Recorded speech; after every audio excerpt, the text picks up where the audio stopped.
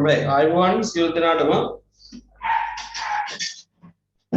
අපි පහුගිය දිනේ සාමාන්‍ය වෙලාවට පන්තිය පටන් ගන්න සූදානම්ව කටයුතු කළත් එදා පැවතිච්ච කාලගුණයත් එක්ක සම්බන්ධ නැති සමහර විට අපි දැක්කා පන්තියට ළමයි සම්බන්ධ වුණේ ඊටාම අඩුවෙන්. ඒ නිසා අපිට සිද්ධ වුණා එදා පන්තිය කැන්සල් කරලා වෙන දවසකට දාගන්න. නමුත් අපිට වෙන දවසකට ඒක දාගන්න බැරි වුණා. ආපහු අපිට සුපුරුදු දිනීම තමයි පන්තිය කරන්න සිද්ධ වුණේ. දැන් මේ පන්තිය අද දිනේ එක්කෙනෙක් හිටියත් මම කරනවා කියන පදනමෙන් තමයි පටන් ගත්තේ. ඒකට හේතුව හැමදාම මේක කල් දාන්න බෑනේ. කල් දැම්මට ආයේ අතිරේක දිනයක් අපිට ගන්න වෙලාවකුත් නැහැ.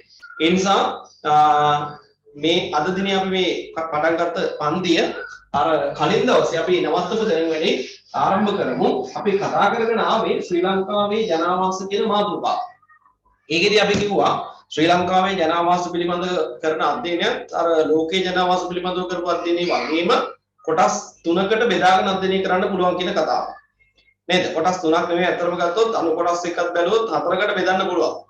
ග්‍රාමීය ජනාවාස, නාගරික ජනාවාස, ඒ දෙකේ අතරමැදි තත්ත්වයක් වෙච්ච ගැමිරික ජනාවාස සහ වතු ජනාවාස මේ ආදී විදිහට විවිධ වර්ග හඳුන්වලා දෙන්න පුළුවන්කම තියෙනවා. අපි මේකෙන් තෝරගෙන කතා කළේ මේ දක්වා ශ්‍රී ලංකාවේ නාගරික ජනාවාස සම්බන්ධව. ශ්‍රී ලංකාවේ නාගරික ජනාවාස පිළිබඳව කතා කරගෙන යනකොට අපි ලංකාවේ නාගරික ජනාවාස හඳුනා ගන්නා මිනුම් දණ්ඩ. ඒ වගේම ලංකාවේ නාගරික ජනාවාස කොච්චර තියෙනවද? ප්‍රමාණාත්මකව සංඛ්‍යාත්මකව කොච්චර හඳුනා ගන්න පුළුවන්ද? ඒ අතරින් කාර්යයන් අනුව වෙන් කරගත්තාම විවිධ වර්ග තියෙනවා. ඒ මොනවද? ඒ වගේම ප්‍රථමතා නගරය මොකද්ද? ඒ වගේම ශ්‍රී ලංකාවේ නාගරික ජනාවාස කියලා හඳුනා ගන්නා වූ ජනාවාස වල දකින්න ලැබෙන ප්‍රවණතා මොනවද? මෙන්න මේ කාරණා තමයි අපි කතා බහ කළේ. නේද? පහුගිය දිනේ අපි කතා බහ කළේ. එතකොට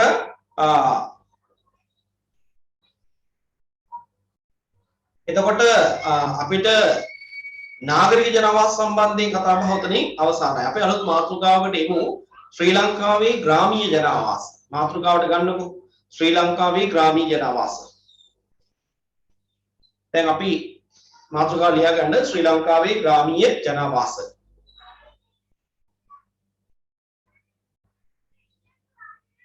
හොඳයි. එතකොට අපිට පුළුවන් ශ්‍රී ලංකාව කියන භූගෝලීය ඒකකය නැත්නම් රට වෙනම සලකලා බලනකොට අපේ රටේ ජනාවාස පද්ධතිය තුල වැඩිපුරම හඳුනා ගන්න ලැබෙන ජනාවාස වර්ගයේ විදිහට හඳුනා ගන්න පුළුවන් මේ ග්‍රාමීය ජනාවාස. දැන් අපි ලෝකීය ජනාවාස ගැන කතා කරනකොට ග්‍රාමීය ජනාවාසයක් අපි පැහැදිලිව නිර්වචනය කළා. එතෙන්දී අපි කිව්වා සාපේක්ෂව ඉදිකර ප්‍රදේශයට වඩා ආර්ථික ප්‍රදේශය විශාල වෙච්ච, ඒ වගේම ජනසංඛ්‍යාව හා ජනඝනත්වය අඩු වෙච්ච, ඒ වගේම ජීවත් වන ජනසංඛ්‍යාවෙන් වැඩි පිරිසක් ප්‍රාථමික ආර්ථික කටයුතු වල නිරත වන, ඒ වගේම ප්‍රදේශයෙන් බැහැරට සංක්‍රමණ බහුලව සිද්ධ වෙන ජනාවාස තමයි ග්‍රාමීය ජනාවාස කියලා අපි නිර්වචනය කරගන්න. නැවතා මේ නිර්වචනයත් ලියන්න යන්නේ නැහැ. අපි මේ තියෙන ලක්ෂණ ටික පෙන්වලා දීලා ඒවා තමයි ග්‍රාමීය ජනාවාස කියන්නේ කියන එක පැහැදිලි කරගන්න හදනවා. ඒ වගේම තමයි මතක තියාගන්න ශ්‍රී ලංකාවේ දකින්න ලැබෙන ජනාවාස අතර වැඩිම සංඛ්‍යාවක් අපිට හම්බ වෙන්නේ මේ ග්‍රාමීය ජනාවාස. ශ්‍රී ලංකාවේ නාගරික ග්‍රාමීය ගැමිරික වතු ජනාවාස මේ ආදී විවිධ වර්ගීය ජනාවාස තියෙනවා කියලා අපි කිව්වනේ. ඒ කියපු ලැයිස්තුව අතර වැඩිම රට ජනාවාස අයිති වෙන්නේ ග්‍රාමීය ජනාවාස වර්ගයට. නේද? ග්‍රාමීය ජනාවාස වර්ගයට. එතකොට මතක තියාගන්න වෙනවා අපේ රටේ ග්‍රාමීය ජනාවාස පිළිබඳව කරපු අධ්‍යයනවලදී හඳුනාගෙන තියෙනවා නාමිකව සංඛ්‍යාවක් විදිහට ගත්තාම අපේ රටේ ගම් තියෙනවලු 37300ක් විතර වූ ප්‍රමාණයක්. විවිධ නම් වලින් හඳුන්වන ග්‍රාමීය ජනාවාස තියෙනවලු 37300ක් විතර වූ ප්‍රමාණයක්. විශාල සංඛ්‍යාවක්. හැබැයි අපි ඉච්ඡර සංඛ්‍යාවක් දැක්කේ නැහැ නාගරික ජනාවාස වල. අපේ රටේම ජාතික සීමාව තුළ තිබිච්ච නගර විදිහට හඳුනාගත්තේ 64යි. නේද? මතක ඇති.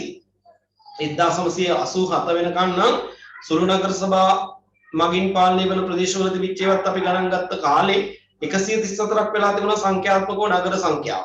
හැබැයි මේ පරිපාලනකාරය කියන මිනුම් දණ්ඩි යම් සංශෝධනයක් සිද්ධ වෙනවා 87 ව්‍යවස්ථා සංශෝධනයත් සමග. එතකොට අපි දන්නවා ප්‍රාදේශ සභා මගින් පාලනය වන ප්‍රදේශවල තිබිච්ච අතහැරියන්නේ. එතකොට තමයි අර 64ක් දක්වා 134 අඩු වුණේ. එතකොට ඒත් එක්ක බලනකොට අපිට පේනවා ග්‍රාමීය ජනාවාස 37000ක් වගේ ප්‍රමාණයක් අපේ රටේ තියෙන බව. හැබැයි මතක තියාගන්න ඕනේ ඔයගොල්ලෝ මේ ග්‍රාමීය ජනාවාසවල ජීවත් වන ජන සංඛ්‍යාව අපිට ඕක වර්ග කරන්න පුළුවන්. ලංකාවේ 37000ක් ප්‍රමාණයක් තියෙන ග්‍රාමීය ජනාවාස වර්ගීකරණය කරන්න පුළුවන් විවිධ නිර්ණායක අරගෙන. එකක් තමයි ජන සංඛ්‍යාව. දැන් අපි ලෝකේ ජනාවාසත් වර්ග කළානේ මතක ඇති. නාගරික ජනාවාස වර්ග කළා කුඩා නගර, මධ්‍යම නගර, ඊළඟට මහා නගර, ඊළඟට මිලියන නගර, දැවැන්ත නගර කියලා වර්ග කළානේ මතක ඇතිනේ. ඒ වගේ ලංකාවේ ග්‍රාමීය ජනාවාසත් වර්ග කරන්න පුළුවන් ඒවේ ජීවත් වන ජන සංඛ්‍යාව දිහා බලලා. සමහර ග්‍රාමීය ජනාවාස තියෙනවා ජන සංඛ්‍යාව 500ට අඩුයි. මේව තමයි වැඩි ප්‍රමාණයක් තියෙන්නේ. හරි? මේවා ගොඩක් තියෙනවා. 500කට වඩා අඩු ජන සංඛ්‍යාවක් තියෙන ග්‍රාමීය ජනාවාස. ඊළඟට දෙක ජන සංඛ්‍යාව 500යි 2000යි අතර වාසය කරන ග්‍රාමීය ජනාවාසක් තියෙනවා. ඊළඟට තුන ජන සංඛ්‍යාව 2000යි 4000යි අතර වාසය කරන ජන සංඛ්‍යාවක් ඉන්න ජනාවාසක් තියෙනවා. ඒ වගේම තමයි ජන සංඛ්‍යාව 4000කට වඩා වැඩි 4000කට වඩා වැඩි ග්‍රාමීය ජනාවාසක් තියෙනවා. එතකොට මේ අතරින් අපිට පේනවා ඔක්කොම ටික එක ගත්තාම මෙන්න මේ 4000කට වඩා අඩු ජන සංඛ්‍යාවක් ජීවත් වෙන ග්‍රාමීය ප්‍රදේශ තමයි අපේ රටේ වැඩි ප්‍රමාණයක් තියෙන්නේ. වැඩි ප්‍රමාණයක් දකින්න ලැබෙන්නේ. හරි?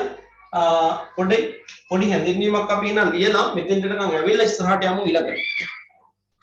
ඊයන්ම මෙහෙම ශ්‍රී ලංකාවේ ග්‍රාමීය ජනාවාස කියන මාතෘකාව යටතේ සාපේක්ෂව ජනසංඛ්‍යාව හා ජනගණත්වය අඩු. සාපේක්ෂව ජනසංඛ්‍යාව හා ජනගණත්වය අඩු.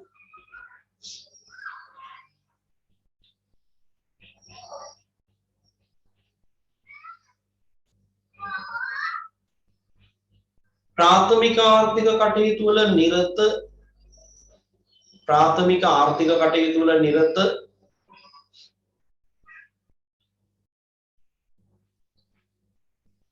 බහුතර ජනසංඛ්‍යාවක් වාසය කරන ප්‍රාථමික ආර්ථික කටයුතු වල නිරත බහුතර ජනසංඛ්‍යාවක් වාසය කරන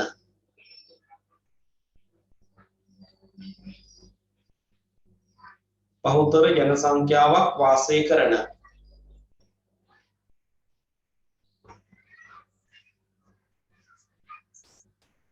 බැහැරට බහුලව සංක්‍රමණ සිදුවන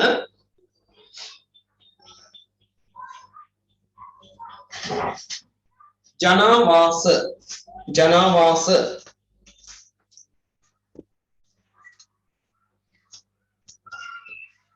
ග්‍රාමීය ජනාවාස ලෙස හඳුනාගත හැකිය. ග්‍රාමීය ජනාවාස ලෙස හඳුනාගත හැකිය.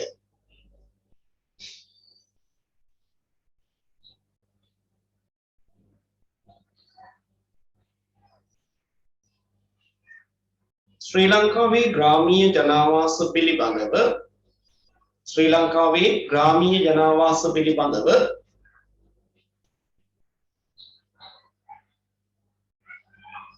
ශ්‍රී ලංකාවේ ග්‍රාමීය ජනාවාස පිළිබඳව අධ්‍යයන කටයුතු සිදු කළ පුද්ගලයන්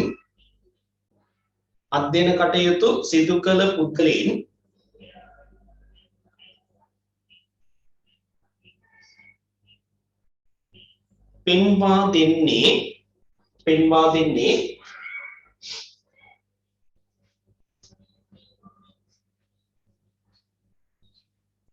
ශ්‍රී ලංකාව තුළ ශ්‍රී ලංකාව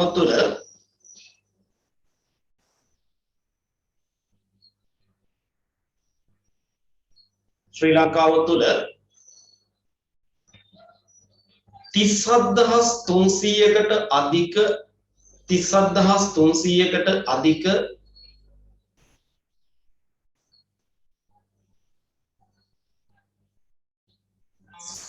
සර් ආයෙ පොඩ්ඩක් කියන්න. කොතන ඉඳලාද?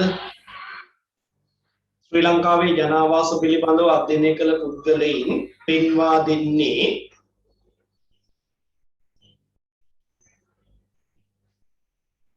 ශ්‍රී ලංකාවේ ජනාවාස පිළිබඳව අධ්‍යයනය කළ පුද්ගලයන් පෙන්වා දෙන්නේ ශ්‍රී ලංකාව තුළ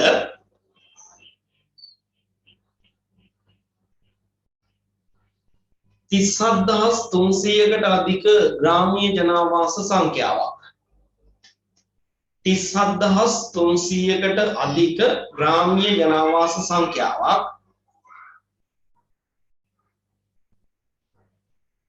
37,300කට අධික ග්‍රාමීය ජනාවාස සංඛ්‍යාවක් පවතින බවයි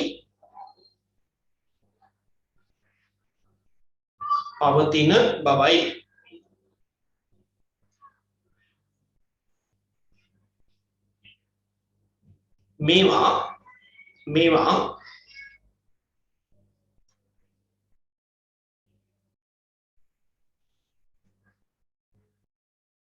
ජන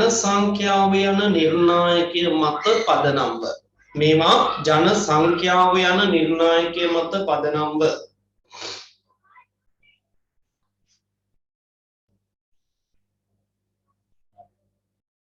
ජන සංඛ්‍යාව යන නිර්ණායකය මත පදනම්ව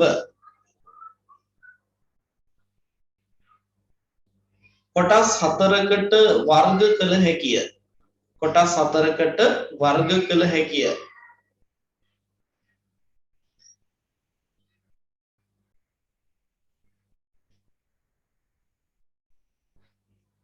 හරි අපි එනම් කොටස් 4 ලියමු පහලට මේ විදිහටම 1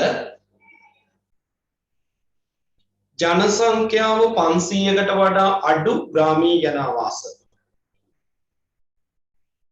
ජන සංඛ්‍යාව 500කට වඩා අඩු ග්‍රාමීය ජනාවාස නැත්නම් ජනාවාස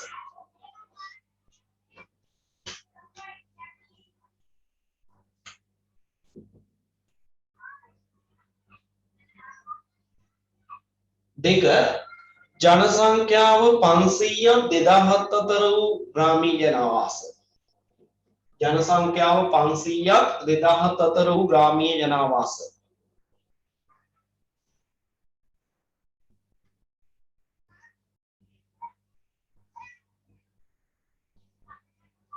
තුන ජන සංඛ්‍යාව 2000ක් 4000ක් අතර වූ ග්‍රාමීය ජනාවාස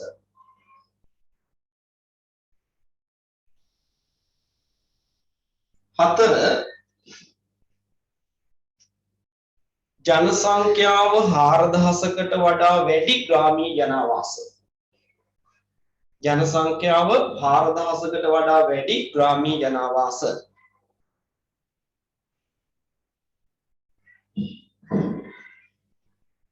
වශයෙනි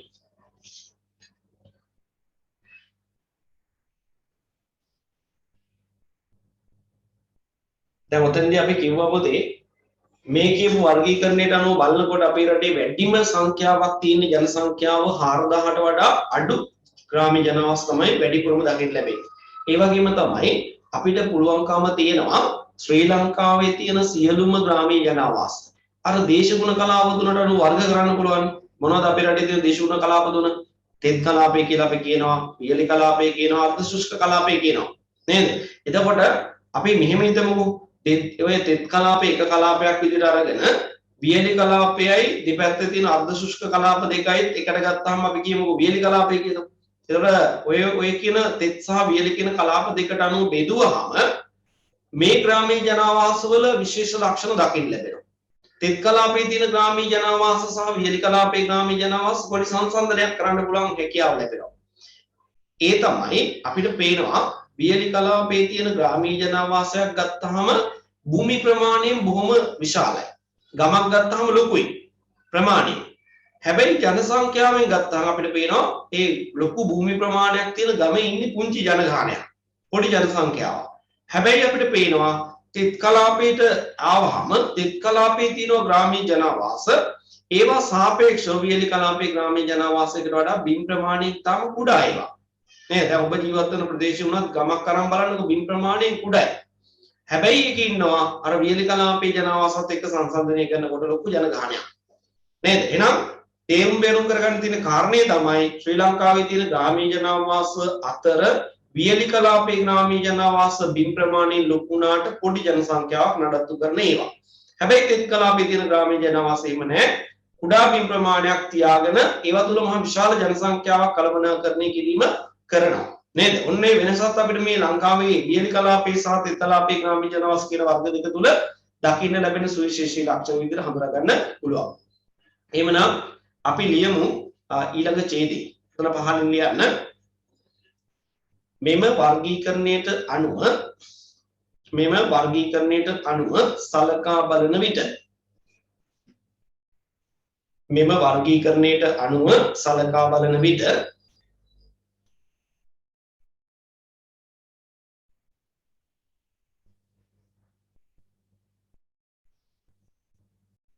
ශ්‍රී ලංකාවේ වැඩි වශයෙන්ම දක්නට ලැබෙන්නේ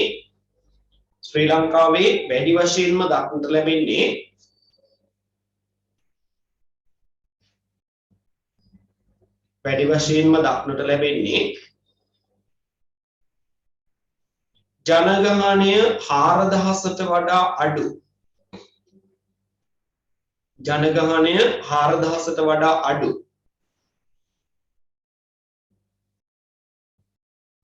ග්‍රාමීය ජනාවාස වේ.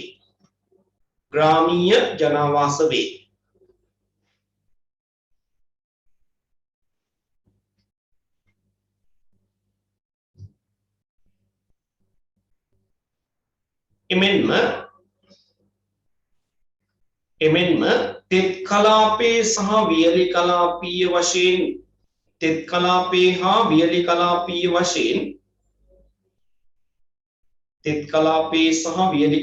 වශයෙන්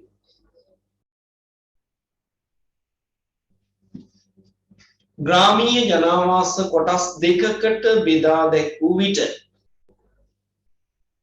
තෙත් කලාපයේ සහ වියලි කලාපයේ වශයෙන් ග්‍රාමීය ජනාවාස කොටස් දෙකකට බෙදා දැක්වූ විට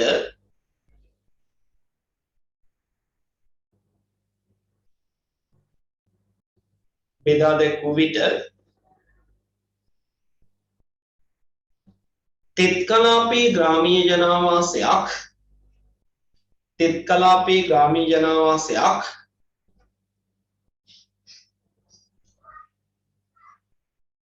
බිම් ප්‍රමාණයෙන්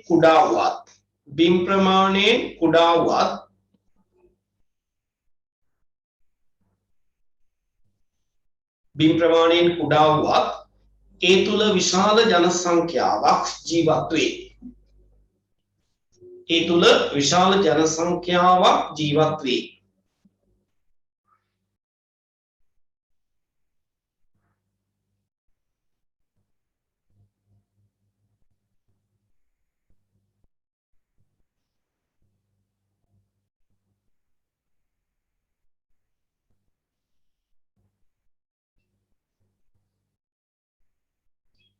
නමුත් වියලි කලාපයේ ග්‍රාමීය ජනාවාසයක්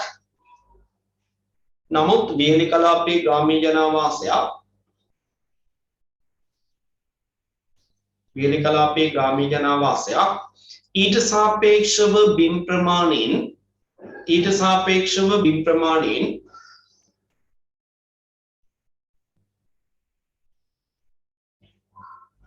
විශාල වුවත්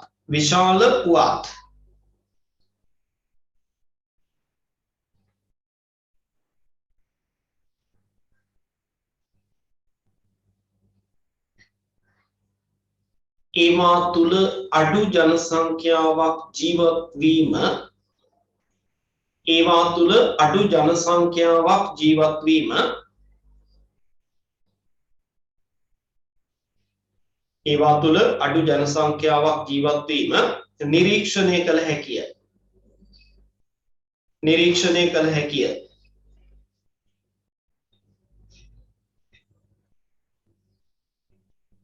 හොඳයි. මට පොඩ්ඩක් කියන්න දැන් මෙතන ඉන්න අය ගිය සතියේ සඳුදා තිබුණු පන්තියට සම්බන්ධ වුණා නේද? ජනනි සම්බන්ධ වුණාද?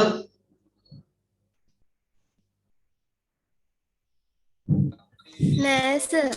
ඇයි? කරන්ට් එක තිබෙන්නේ නැහැ. හරි. ඊළඟට හිරුනි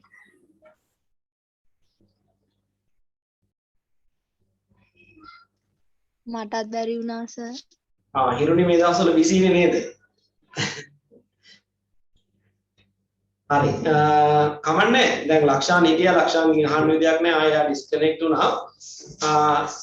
මම ඒකේ රෙකෝඩින් එක අරන් තියෙන්නේ. ඒක ඉක්මනින් මේ YouTube channel එකට දාලා ඒ group එකට සහ ඔයගොල්ලන්ට මේ එවන්නම් ඒකේ වීඩියෝ එක බලලා වැඩ කරන්න වෙනවා. දැන් හැමදාම සඳුදා එකට මේ පන්තියට සම්බන්ධ වෙන්න ඕනි. හරිද? සම්බන්ධ වෙන්න ඕනි. ඒකේ පාඩම යන්නේ ලෝක නාගරිකරණය. හරි ලෝකේ නාගරිකරණය කියන පාඩමේ කියන්නේ එතකොට ඒ පන්තියෙන් ඕගොල්ලන්ට මේ පාඩමක් වෙනවා. අපි සාමාන්‍ය විදිහට මේ පාඩම කරගෙන ගිහලා එම පාඩම් දෙකක් යනවා. හරි? හොඳයි.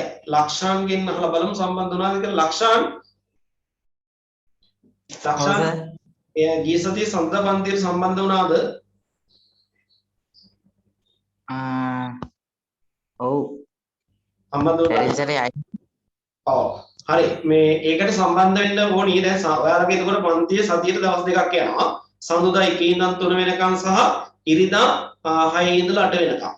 මේ වෙලාවල් දෙකම ඔයගොල්ලන්ට ප්‍රයෝජනවත්. එතකොට පාඩම් දෙකක් යනවා. සිලබස් එක ඉක්මනට කවර් වෙන්න chance එකක් වෙයි ඒක.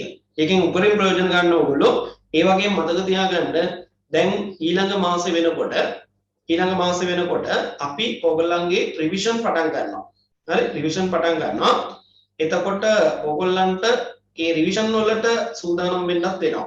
හරි සැප්තැම්බර් මාසේ මුල සතියේ ඉඳලා රිවිෂන් පටන් ගන්නවා. එතකොට රිවිෂන් යනවා පැය 4ක්. අපි හිතමු උදේ 8ට පටන් ගත්තොත් 12ට 1ට තමයි ඉවර වෙන්නේ. හරි ලොකු වැඩ කොටසක් අපි කරනවා රිවිෂන් වල.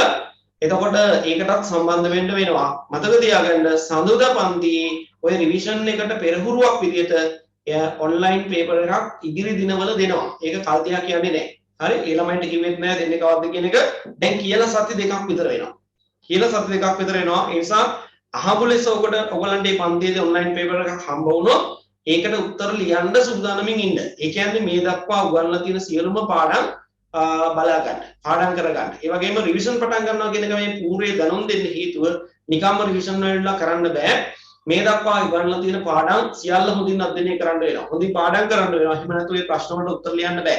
රිවිෂන් පන්ති කියලා අනිත් පන්ති වල කරන්නේ මොකද්ද? පේපර් එක දෙනවා. ඒ වගේම print කරලා හොඳට උත්තර ටිකක් දෙනවා. එහෙම කරන්නේ නෑ මම. හරි එහෙම කරන්නේ නෑ රිවිෂන්. අහලා බලන්න පුළුවන් පරණ පන්ති වල හිටපු ළමයින් කියනවා ප්‍රශ්න පත්‍රය දෙනවා. ප්‍රශ්නට අවශ්‍ය කරන පිළිතුරු ලියන්න අවශ්‍ය කරන පිළිතුරු සඳහා අවශ්‍ය කරන කරුණු ටික සමහරවල්ලාට මම එයාටින් දෙනවා. දීලා ඔයගොල්ලන්ට උත්තර ලියන්න වෙනවා. හරි ඒ වේ අඩුපාඩු බලන එක තමයි කරන්නේ. එතකොට ඒක තමයි සාර්ථක වෙන්නේ. සමහර ළමයින්ට දැනුම තියෙනවා. නමුත් පේපර් එකේ ප්‍රශ්නයක් දැක්කම උත්තර ලියා ගන්න බෑ. නේද? ඒක කාලයට අනුව ලියා ගන්න බෑ. කොහොම ගැටලු තියෙනවා. ඒක හදන්න නම් තියෙන එකම ක්‍රමය තමයි ඔබ විසින් උත්තරේ ලියන්න ඕන. හරි ඒකට අවස්ථාව තමයි රිවිෂන් පන්තිවලදී අපේ වැඩිපුර හම්බ වෙන්නේ. මතක තියාගන්න රිවිෂන් පන්තියක් වුණාම හැමදාම ප්‍රශ්න 40ක විභාග පේපර් එකේ ආකෘතියට හදපු MCQ පේපර් එකක් කරනවා. හරි MCQ පේපර් එකක් කරනවා. දැන් 2021 ළමයින්ගේ රිවිෂන් පන්තියේ ඒගොල්ලන්ගේ දැන් මේ වෙනකොට බහුවර්ණ ප්‍රශ්න 1900ක් විතර ආවරණය කරලා කතා බහ කරලා සාකච්ඡා කරලා ඉවර කරලා තියෙන්නේ. තාමත් ඒගොල්ලන්ගේ වැඩි ඉස්සරහට යනවා. තව මාස ගාණක් ඒගොල්ලන්ට යන්න වෙයි. මම හිතන්නේ මේ අවුරුදු විභාගෙ තියන්න බැරි වෙයි. 2021 විභාගෙ තියන්න බැරි වෙයි. ඒ කතාවත් එක්ක ඕගොල්ලන්ට පරක්කු කරන්න බෑ නියමිත වෙලාවටම රිවිෂන් පටන් ගන්න වෙනවා. හරි ඒ නිසා සූදානම්ින් ඉන්න සියලු දේවල් පාඩම් කරලා තියාගන්න. MCQ papers හම්බ වෙනවා. matrix ඉතිහාස අභ්‍යාස හම්බ වෙනවා පන්තියේ. දැන් ඒගොල්ලන්ගේ පන්තිය යන්නේ 46 වෙනි MCQ paper මේ සිතියන් අභ්‍යාස MCQ නෙමෙයි. සිතියන් අභ්‍යාස අංක 46 ඒගොල්ලන්ට කලේ ගිය සතියේ. හරි ඒ වගේ අපිට පුළුවන් අවුරුද්දක කාල සීමාවක් තුළ සිතියන් අභ්‍යාස 50ක් ටාගට් කරගෙන තමයි අපි වැඩ කරන්නේ. එතන 50ක් පන්ති කාමරය තුල සිතියන් අභ්‍යාස මෙට්‍රික්ස් සිතියන් අභ්‍යාස 50කට උත්තර ලියලා යනවා කියලා කියන්නේ ඔයගලන්ට A level paper එකේ හම්බෙන මෙට්‍රික්ස් සිතියන් අභ්‍යාසයේ අලුත් එකක් නෙමෙයි. නේද? අලුත් එකක් නෙමෙයි. සමහරට ඒකේ අහන ප්‍රශ්න වලට උත්තර අපි පන්ති කාමරය තුල ලියලා ගිහිල්ලා තියෙනවා. එතන ඒක අලුත් දෙයක් නෙමෙයි. ලකුණු 20න් 20ම ගන්න, ලකුණු 20න් 18ක් 19ක් ගන්න හොඳ අවස්ථාවක් වෙනවා. ඒ නිසා හොඳට මතක තියාගන්න මෙතෙක් උගන්ලා තියෙන සියලුම දේවල් හොඳින් පාඩම් කරගන්න ඕනේ. හොඳින් පාඩම් කරගන්න ඕනේ.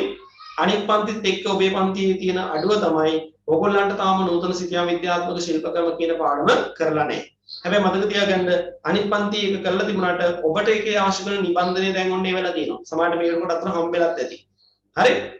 නූතන සිතියම් විද්‍යාත්මක ශිල්පකම කියන කොටසට අවශ්‍ය නිබන්ධනය වෙලා තියෙනවා. ඒ කියන්නේ මේ මාසේ ඔයගොල්ලන්ට ටියුට් දෙකක් එවුවා මම.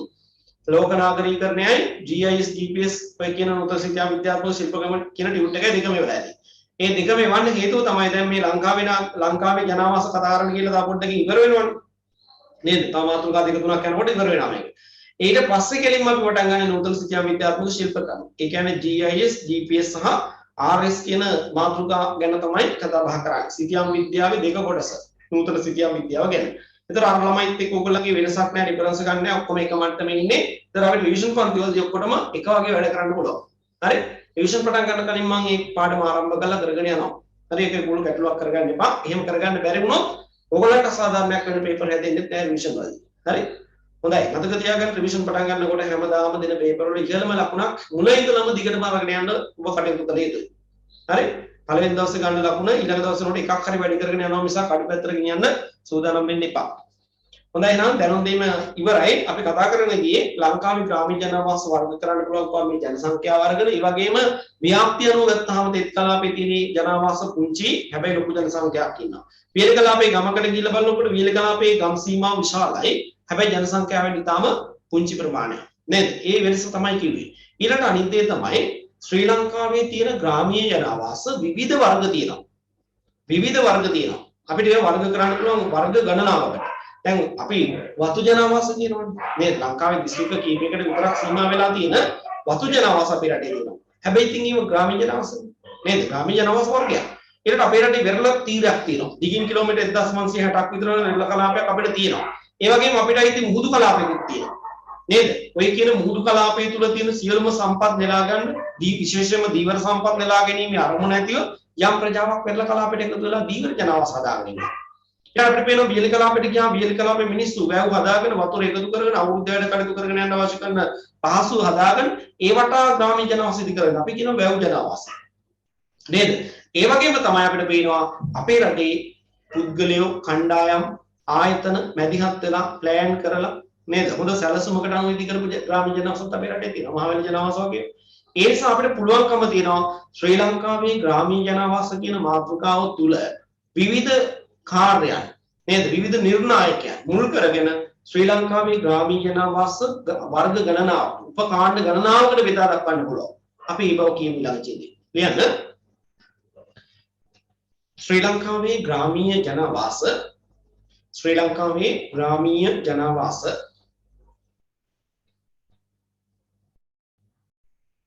ශ්‍රී ලංකාවේ ග්‍රාමීය ජනවාස පිළිබඳ පැහැදිලි හා නිරවුල් අධ්‍යයනයක් සිදු කරන්නෙකුට පැහැදිලි හා නිරවුල් අධ්‍යයනයක් සිදු කරන්නෙකුට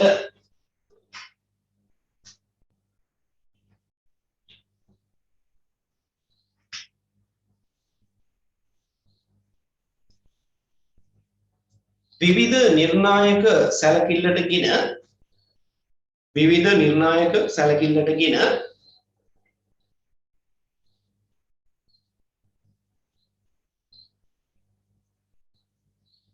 ශ්‍රී ලංකාවේ ග්‍රාමීය ජනවාස ශ්‍රී ලංකාවේ ග්‍රාමීය ජනවාස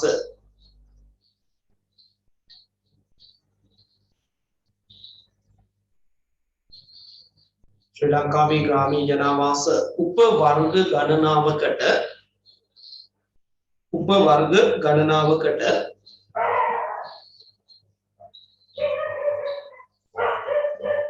පහත දැක්වෙන පරිදි උපවර්ග ගණනාවකට පහත දැක්වෙන පරිදි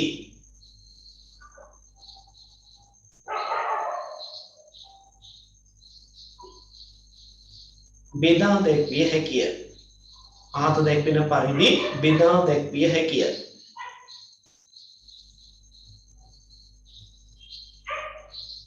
හොඳයි අපි ලයිස්තු ලියමු පුතේ පහලට ලියලා අපි ඒවා එකින් එක අරගෙන විස්තර කරමු. හොඳයි එක වියලි කලාපීය වැව් ගම්මාන නැත්නම් වියලි කලාපීය වැව් ග්‍රාමීය ජනවාස වියලි කලාපීය වැව් ගම්මාන දෙක තෙත් කලාපීය පුරාණ ගම්මාන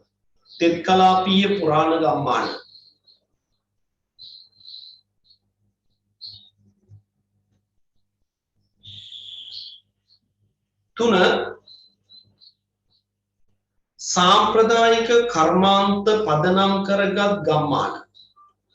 සාම්ප්‍රදායික කර්මාන්ත පදනම් කරගත් ගම්මාන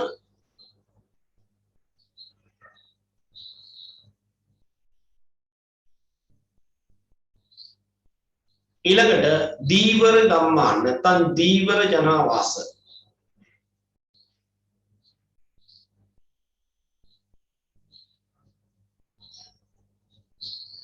ඊළඟට වතු ජනාවාස. වතු ජනාවාස.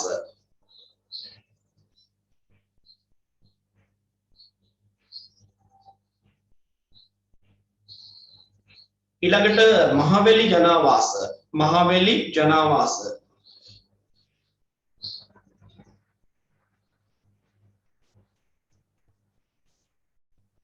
ඊළඟට ගොවි ජනපද. ගොවි ජනපද.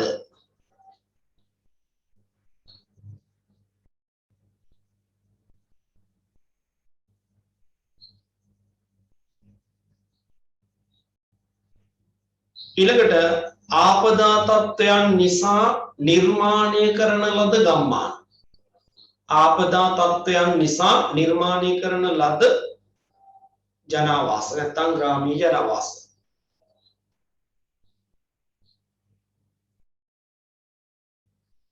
හොඳයි. ඔන්න බලන්නකෝ ග්‍රාමීය ජනාවාස බෙදන්න පුළුවන් අවස්ථා ටික අපේ රටේ නේද? විවිධ වර්ගයේ ඒවා තියෙනවා එකට එක වෙනස් වෙනවා. ගති ලක්ෂණ වෙනස්. ඒ වගේම පිටලා තියෙන ප්‍රදේශය බලුවම මේත් වෙනස්. ඊළඟට ඒවැය කරන කාර්ය වෙනස් නේද? එහෙම විවිධත්වයක් තියෙනවා. අපි නම් කින් එක මාතෘකාවට ගමු. පළවෙනි එකේ අනු මාතෘකාවට ගන්න වියලි කලාපීය වැව් ගම්මාන. වියලි කලාපීය වැව් ගම්මාන.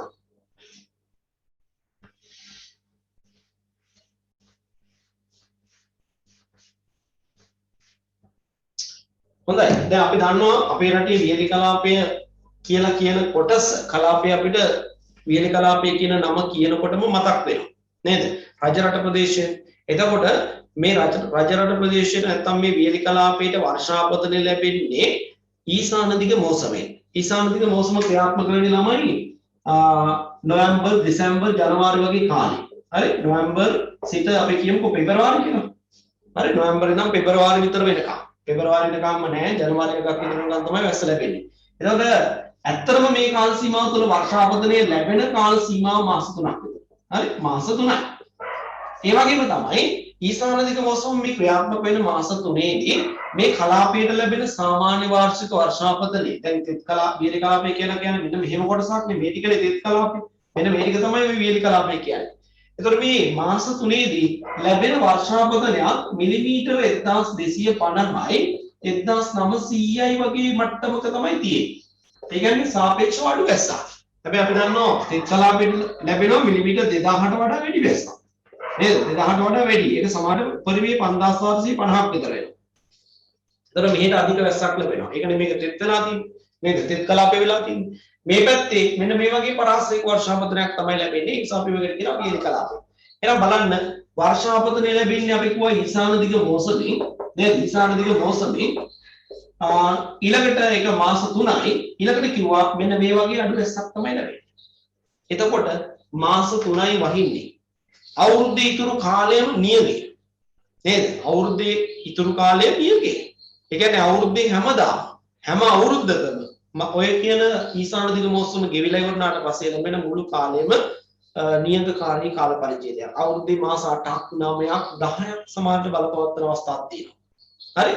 ඒ වගේ දිග නියඟ කාලයක් බලපවත්වනවා. එතකොට බලන්නකෝ අර මේ කලාපේ ජීවත් වෙන මිනිස්සුන්ට අර වහින කාලෙදී වහින මාස 3ේදී වැටෙන ජලය ටික එකතු කරගෙන තියාගැනීමේ අවශ්‍යතාවයක් ඇතිලා.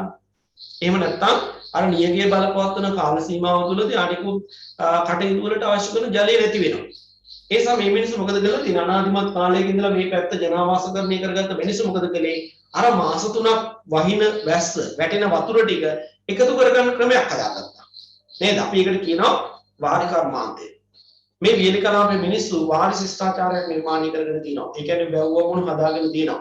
එතකොට මෙන්න මේ වැව් වමුණු හදාගත්තාම වැවක් හදාගත්තාම ඒකෙන් පෝෂණය ලබන කලාපය තුල ජනපදකරණය වෙලා නිර්මාණය වන ගමකට තමයි අපි කියන්නේ වැව් ගම්මානයක් කියලා. නේද? ඒ හැම වැව් ගමකම වැව් ගම්මානයකම තියෙනවා විශේෂ ලක්ෂණ කීපයක්. අපිට පේනවා වැව ඔහොම තියෙනවා. ඊළඟට වැවේ ඉහත්තාව නැත්නම් වැවේ පෝෂක කලාපය. මෙන්න මේ කොටස ඝන වනාන්තරය. නේද? ඝන වනාන්තරය විදිහට පවත්වාගෙන යනවා. ඇයි මේ වැවේ ඉහත්තාවේ තියෙන මේ වනාන්තරය ආරක්ෂා කරගත්තොත් තමයි මේ වැවට අවශ්‍ය කරන ජලය සම්පාදනය වෙන්නේ. නේද? වර්ෂාපතනයෙන් උනත් ජලය ලැබුණට වැවේ පැවැත්ම රඳා පවතින මේ වනාන්තරය මත. ඒ වගේම තමයි මේ වනාන්තරයේ තැන් තැන් වල සමහරට හැබැයි හේන් වගා කටයුතු කරනවා වෙන්න පුළුවන් මිනිස්සු. ඒ වගේම තමයි මේ වැවේ වැවක් හදන්නේ කොහොමද මේ වැව බැම බදින්නේ දෙපැත්තේ තියෙන උස්බිම් දෙකක් සම්බන්ධ කරනවානේ. එතකොට මෙන්න මේ දෙපැත්තෙන් මේ උස්බිම් දෙක පාවිච්චි වෙනවා බොහෝ විට මිනිසුන්ගේ ජනාවාසය ඉදි කරගන්න. ගොඩනැගිලි ටික ඉදි කරගන්න. ඊවල දොරවල් ටික හදාගන්න. සමහරට පන්සල හදාගන්න නේද? මේ වගේ දේවල් වලට පාවිච්චි වෙන මෙන්න මේ දෙපැත්තේ තියෙන උස්බිම් ටික. අපි මේ උස්බිම් වලට කියනවා කණි නම ගම්ගොඩ. ගම්ගොඩ. එහෙම නැත්නම් අපි මේ සාමාන්‍ය වාරේ කියන ජනාවාසය. නේද? පදිංචි නේවාසික කලාපේ හදා ගන්නවා. එහෙනම් වැව තියෙනවා ඉහත්තාවේ වනාන්තරයේ තියෙනවා දෙපැත්තේ උස්බිම් වල ගම්ගොඩ තියෙනවා. ඔන්න වැව් බැම්මෙන් පහළ. නේද? වාරි ඇලවල් හදාගෙන වම් ඉවුර කියයි දකුණු ඉවුර කියයි නේද? එහෙම වාරි ඇලවල් නම් කරගෙන ඉඳීන්නේ. මේවෙන් වතුර ගෙනහිල්ලා මේ වැව් බැම්මට පහළ තියෙන මුළු කලාපේන අපිට පේනවා වී වගාව කරනවා. නේද? වී වගාව කරනවා. එහෙනම් ඔන්න බලන්නකො සාම්ප්‍රදායික ගමක ආකෘතිය. නේද? මේ සාම්ප්‍රදායික වැව් ගම්මානයක ආකෘතිය. එහෙනම් මොනවද බලන්නකො මේ වැව් ගම්මානයක තියෙන මූලිකාංග ටික.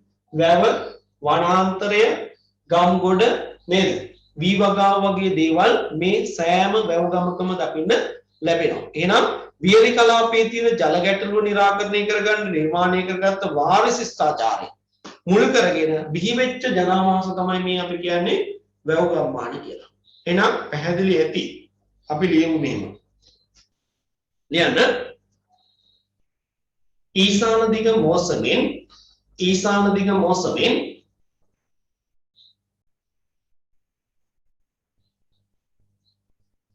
මාස 3ක් පමණ වූ කෙටි කාලයක්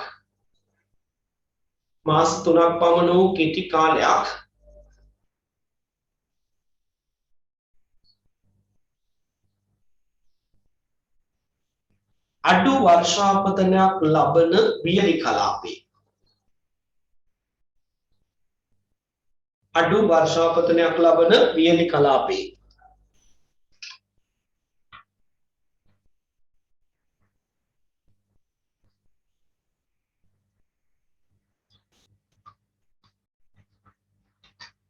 ජල ගැටලුව निराකරණය කර ගැනීම සඳහා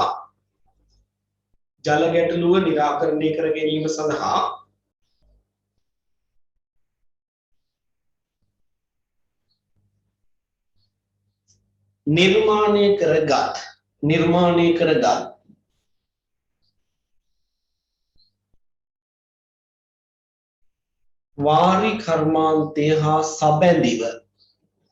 වාරි කර්මාන්තය හා සබැඳිව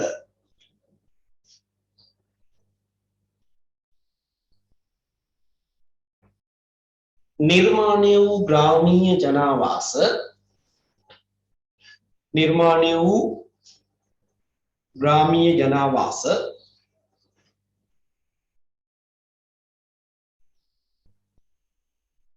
සාම්ප්‍රදායික වැව් ගම්මාන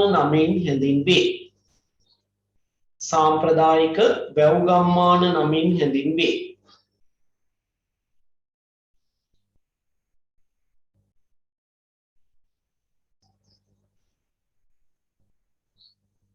වැව ගම්ගොඩ පරාගත දාන ජනාවාසය ගම්ගොඩ වනාන්තරය හේන් වගාව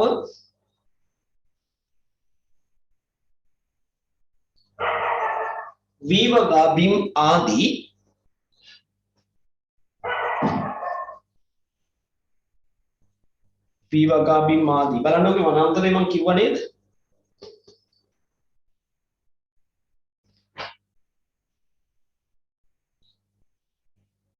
කිව්වේ නැත්තම් එකක් දාගන්න. වනාන්තරය වී වගා බිම් ආදී සංරචක සෑම වැව් ගම්මානයකම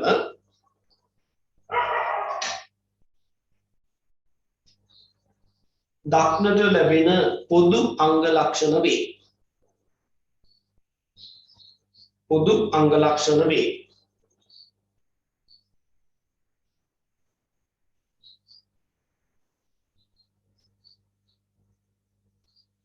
මේ ආකෘතික සටහනක් දෙන්න අඳින්න පොඩ්ඩක් පොඩි සටහනක් විතර මේ කලින් වැවුගමක ආකෘතිය මේ කවුද වනාන්තරය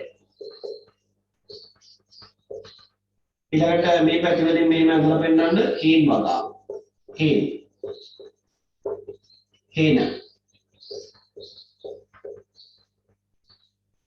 ඊළඟට මේක නම් කරලා තියෙන්නේ මේ තියෙන්නේ විවගාමී එකක් නම් කරලා තියෙන්නේ අපි ඒකේ පෙන්නමු වාරි ඇලවල් දෙක විතරක් වාරි ඇල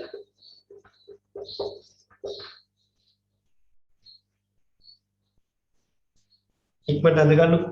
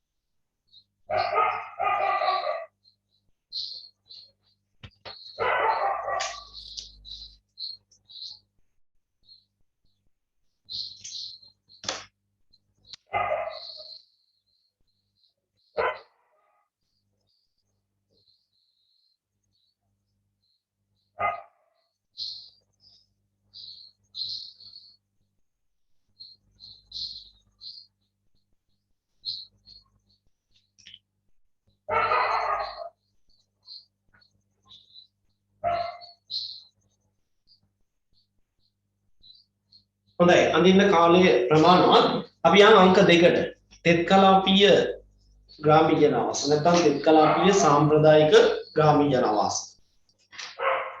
හොඳයි එතකොට අපි කිව්වා වියලි කලාපයෙන් මේ බහුලව දකින්න ලැබෙන්නේ ඔය වාරි කර්මාන්තය මුල් කරගෙන නිර්මාණය වෙච්ච ගම්මානනේ බහුලවම තියෙන්නේ ඒ වගේම තෙත් කලාපයේ තියෙන ගම්මාන නිර්මාණය වෙලා තියෙන්නේ මේ කාගේ හරි මැදිහත් වීමෙන් නෙමෙයි નિરાයාසයෙන් හරි નિરાයාසයෙන් ඉබේටම තමයි හැදලා තියෙන්නේ ඒතර අපිට කියන්න පුළුවන් තෙත් කලාපයේ තියෙන ග්‍රාමීය ජනවාස નિરાයාසයෙන් නිර්මාණ කාලාන්තරය තිස්සේ පරම්පරා ගණනාවක් තිස්සේ පාවිච්චි කරන භුක්ති විඳින ජනවාස. එතකොට මේවා නිර්මාණය වෙලා තියෙන බොහෝ විට කෘෂි කර්මාන්තය මුල් කරගෙන.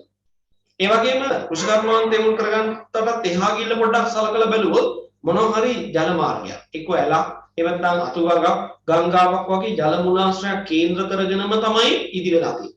ඒක මුල් කරගෙන කෘෂි කර්මාන්තයේ පසුබිම කරගත්ත ග්‍රාමීය ජනවාස තමයි තෙත් කලාපේ බහුලව දකින්න ලැබෙන්නේ. ඒ නිසා අපි මේවට කියනවා નિરાයාසයෙන් නිර්මාණය වෙච්ච සාම්ප්‍රදායික පුරාණ ගම්මාන කියලා. මේවා පරම්පරා ගණනාවක් අතීතයේ ඉඳලා පාවිච්චි කළා. තවත් පරම්පරා 100,000 ගණනක් ඉස්සරහට මේවා තවත් දීර්ඝ කාලයක් භාවිතයට ගනි.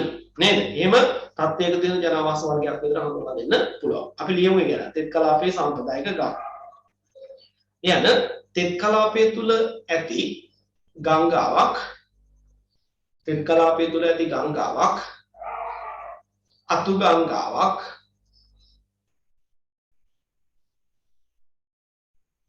ඇලදොලක් වැනි ජල මූලාශ්‍රයක් ඇලදොලක් වැනි ජල මූලාශ්‍රයක්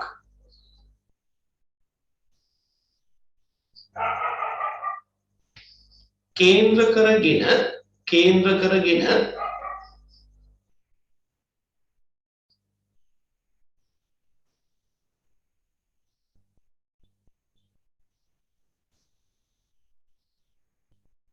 තෙත් කලාපේ සාම්ප්‍රදායික පුරාණ ගම්මාන තෙත් කලාපේ සාම්ප්‍රදායික පුරාණ ගම්මාන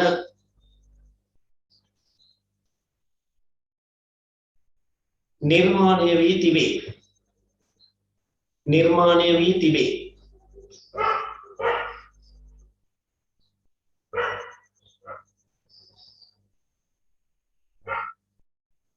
මේවා බොහෝ විට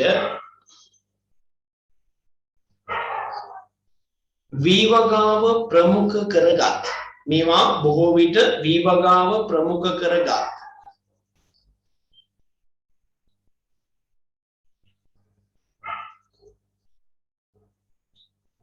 කෘෂි ආර්ථික පසුබිමක් දැකිය හැකි කෘෂි ආර්ථික පසුබිමක් දැකිය හැකි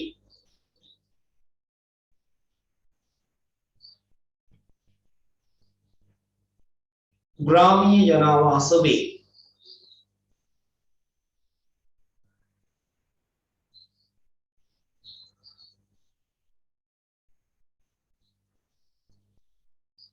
निरायासेन निर्माणे वූ මෙම ग्रामीय जनावास निरायासेन निर्माणे वූ මෙම ग्रामीय जनावास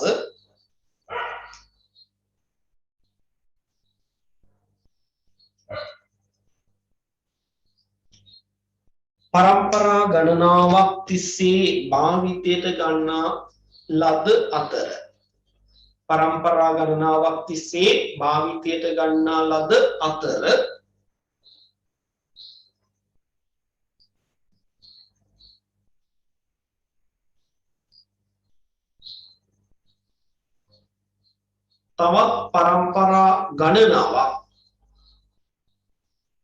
තවත් परंपरा ගණනාවක් ඉදිරියටත්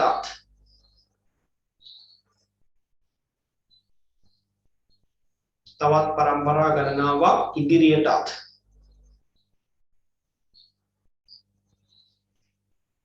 තෙත්කලාපීය ප්‍රජාව විසින් මේවා භාවිතයට ගනු ලබයි තෙත්කලාපීය ප්‍රජාව විසින් මේවා භාවිතයට ගනු ලබයි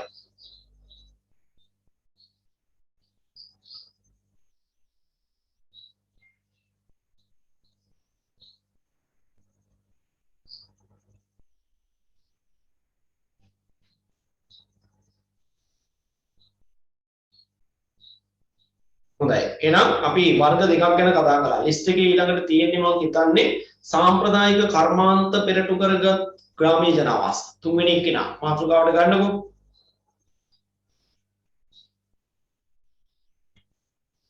සාම්ප්‍රදායික කර්මාන්ත පෙරටු කරගත් ග්‍රාමීය ජනාවාස හොඳයි දැන් මේ කියන්නේ අපේ රටේ තියෙනවා දැන් අපේ පාඩමකුත් තියෙනවා ඉස්සරහට ශ්‍රී ලංකාවේ කර්මාන්ත කියලා. එතෙන්දිත් අපි මේ ගැන කතා කරනවා. ශ්‍රී ලංකාවේ තියෙනවා සමහර ග්‍රාමීය ප්‍රදේශ විශේෂිත වූ හස්ත කර්මාන්ත වලට. හස්ත කර්මාන්ත කියලා කියන්නේ මේ පවුලේ ශ්‍රමය හරි එහෙම නැත්නම් කුඩා ශ්‍රම සම්පතක් උපයෝගී කරගෙන පාරිසරික අමුද්‍රව්‍ය ප්‍රයෝජනෙට අරගෙන ඒ වගේම කටවහරේන දැනුම ප්‍රයෝජනෙට අරගෙන පොතපතේ ලියවිච්ච දැනුම නෙමෙයි පාරම්පරිකව පැවතෙන දැනුම ප්‍රයෝජනට අරගෙන කරගෙන යන කර්මාන්ත තමයි හස්ත කර්මාන්ත කියලා කියන්නේ. මේවා බොහෝ විට ගෙවල් වල එහෙම නැත්නම් කුඩා කර්මාන්ත ශාලා තුල තමයි මේවා නිෂ්පාදනය වෙන්නේ. එතකොට ළමයි හස්ත කර්මාන්ත මොනවද අපේ රටේ තියෙන්නේ? වේවැල් භාණ්ඩ නිෂ්පාදනය කරනවා. නේද? වේවැල් භාණ්ඩ නිෂ්පාදනය කරනවා. ඔබ දන්නවා වේවැල්දනී කියන ප්‍රදේශය ග්‍රාමීය ජනාවාසයේ ප්‍රසිද්ධියක් උසලන්නේම වේවැල් භාණ්ඩ නිෂ්පාදනය සම්බන්ධයෙන්මයි. ඊළඟට රදාවඩුන්න කියන ප්‍රදේශයේ ඒ ග්‍රාමීය ජනාවාසය ප්‍රකට වෙලා තියෙන්නේ බොහෝ දෙනා අතර ජනප්‍රිය වෙලා තියෙන වේවැල් භාණ්ඩ නිෂ්පාදනය සම්බන්ධයෙන්මයි. ඒ වගේම ඔබ දන්නවා නුවරට යනකොට අපිට අතරමඟදී හම්බ වෙන පිළිමතලාව. නේද? පිළිමතලාව කියපු ගමන්ම අපිට පිළිමතලාවේ කරන අනිත් කාර්යයන් එකක්වත් නෙමෙයි මතකෙට එන්නේ. පිළිමතලාව තුල කෙරෙන පිත්තල භාණ්ඩ නිෂ්පාදනය කරන කර්මාන්තය, හස්ත කර්මාන්තය. ඊළඟ මහනුවරට ගියාම අපිට මතක් වෙනවා ස්වර්ණාභරණ නිෂ්පාදන කර්මාන්තය කෙරෙන්නේ එහි. නේද? ඊළඟ අපිට පේනවා මාතරට ගිහිල්ලා මාතර කුඹල්ගම ප්‍රදේශයේ යටියන ප්‍රදේශයට ගියාම ඒ ග්‍රාමීය ජනාවාස ගොඩනැගිලා තින්නේ මැටි භාණ්ඩ නිෂ්පාදනය කරන කර්මාන්තයත් එක්ක. නේද? මැටි භාණ්ඩ නිෂ්පාදනය බලන් හදනවා ඊළඟට රටවල බලන් හදනවා සිංහල වල නිෂ්පාදනය කරනවා ඊළඟට විස්තර භාණ්ඩ නිෂ්පාදනය කරනවා ඒ වගේ දේවල් කරගෙන තමයි යන්නේ. ඊළඟ අපිට පේනවා අම්බලන්ගොඩ පැත්තට යනකොට වෙස්මුණු කර්මාන්තය කරනවා.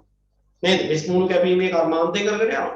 මෙන්න මේවා තමයි. තවත් තියෙනවා හස්ත කර්මාන්ත ගණනාවක්. රේන්ද ගෙතීම ඊළඟට බතික් කර්මාන්තය ඊළඟට ලී කැටයම් කර්මාන්තේ මේ වගේ දේවල් ගණනාවක් හස්ත කර්මාන්ත ගණයට අයිති. ඒතර අපිට පේනවා ලංකාවේ ග්‍රාමීය ජනාවාස පද්ධතිය තුල සමහර ග්‍රාමීය ජනාවාස නම් ලබලා තියෙන්නේ.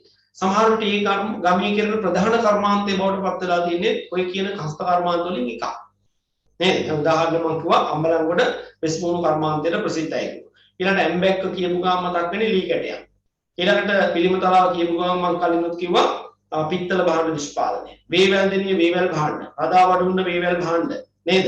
ඒ වගේ ගම් තියෙනවා සාම්ප්‍රදායිකව පැවතගෙන යන කර්මාන්ත කරගෙන යාම නිසාම නිර්මාණය වෙච්ච. ඒවා තමයි අපි කියන්නේ මේ සාම්ප්‍රදායික කර්මාන්ත යටතේ නැත්නම් ඒ නිසා බිහි වෙච්ච ග්‍රාමීය ජනවාස කියලා හඳුන්වන්නේ ඒවා. අපි පොඩ්ඩක් ඉගෙන ලියමු.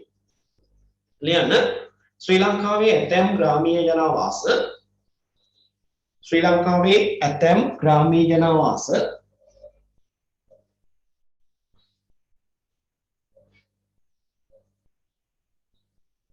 සෙසු ග්‍රාමීය ජනවාස සමග සසඳන විට සෙසු ග්‍රාමීය ජනවාස සමග සසඳන විට සෙසු ග්‍රාමීය ජනවාස සමග සසඳන විට විශේෂිත වූ කර්මාන්තයක් සඳහා විශේෂිත වූ කර්මාන්තයක් සඳහා ප්‍රසිද්ධියක් අත්කරගත්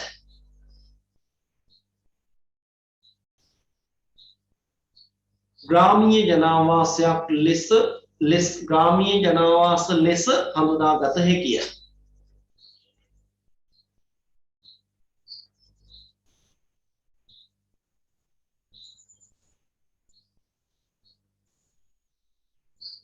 ඒ අනුව ඇතැම් ග්‍රාමීය ජනාවාස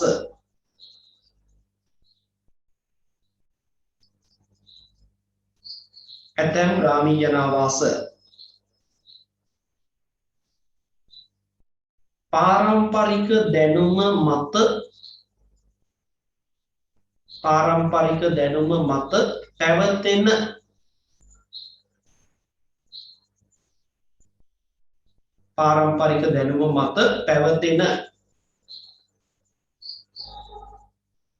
එක්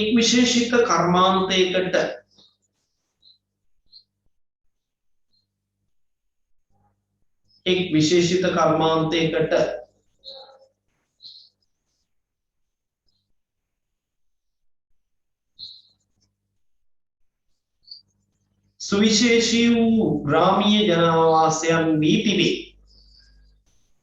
සුවිශේෂී වූ ග්‍රාමීය ජනාවාසයන් වී තිබේ.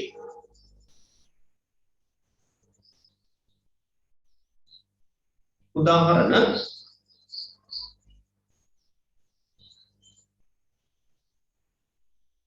පිළිමතලාව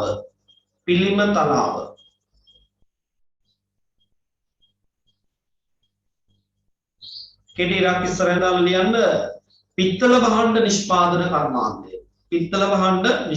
කර්මාන්තය.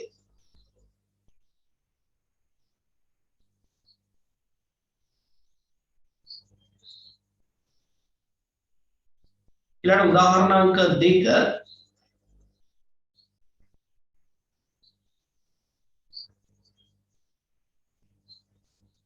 වේවැල් දෙනිය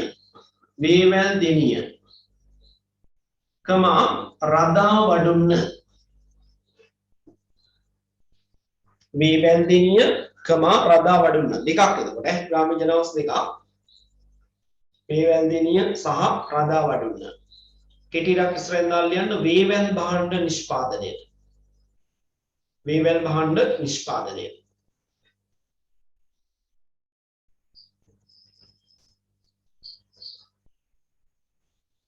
ඊළඟට තුන්වෙනි උදාහරණය අම්බලන්ගොඩ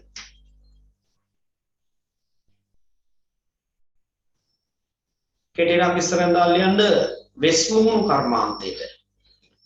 වෙස්මුහුණු කර්මාන්තයට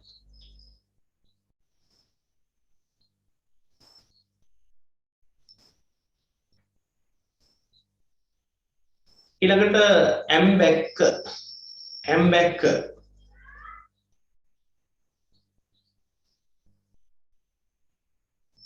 ලී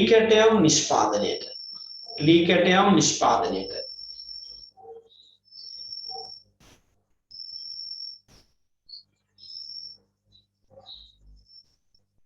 ඊළඟට යටියන සහ කුඹල්ගම මේ දෙකම තියෙන්නේ මාතර දිස්ත්‍රික්කයේ යටියන සහ කුඹල්ගම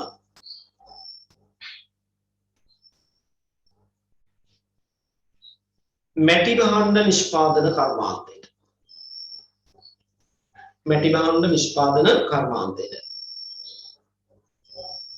හොඳයි එහෙනම් ඔන්න බලන්න අපි ශ්‍රී ලංකාවේ ග්‍රාමීය ජනාවාස වර්ග තුනක් ගැන කතා කළා. තෙත් කලාපේ සාම්ප්‍රදායික පුරාණ ග්‍රාමීය ජනාවාස තියෙනවා. වියලි කලාපේ වැව් කර්මාණ තියෙනවා. දැන් අපි කතා කළා සාම්ප්‍රදායික කර්මාන්ත හස්ත කර්මාන්ත නිසා ජනප්‍රියටපත් වෙච්ච ග්‍රාමීය ජනාවාසත් ලංකාවේ තියෙනවා. අපි හතරවෙනි මාතෘකාවට ගමු දීවර ජනාවාස.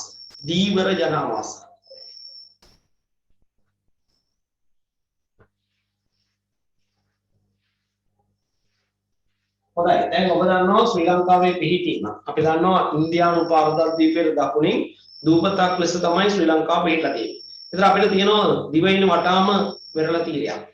අපි දන්නවා ඒක දිග ගණනය කරලා තියෙන දිගින් කිලෝමීටර් 1560ක් විතර දිගයි.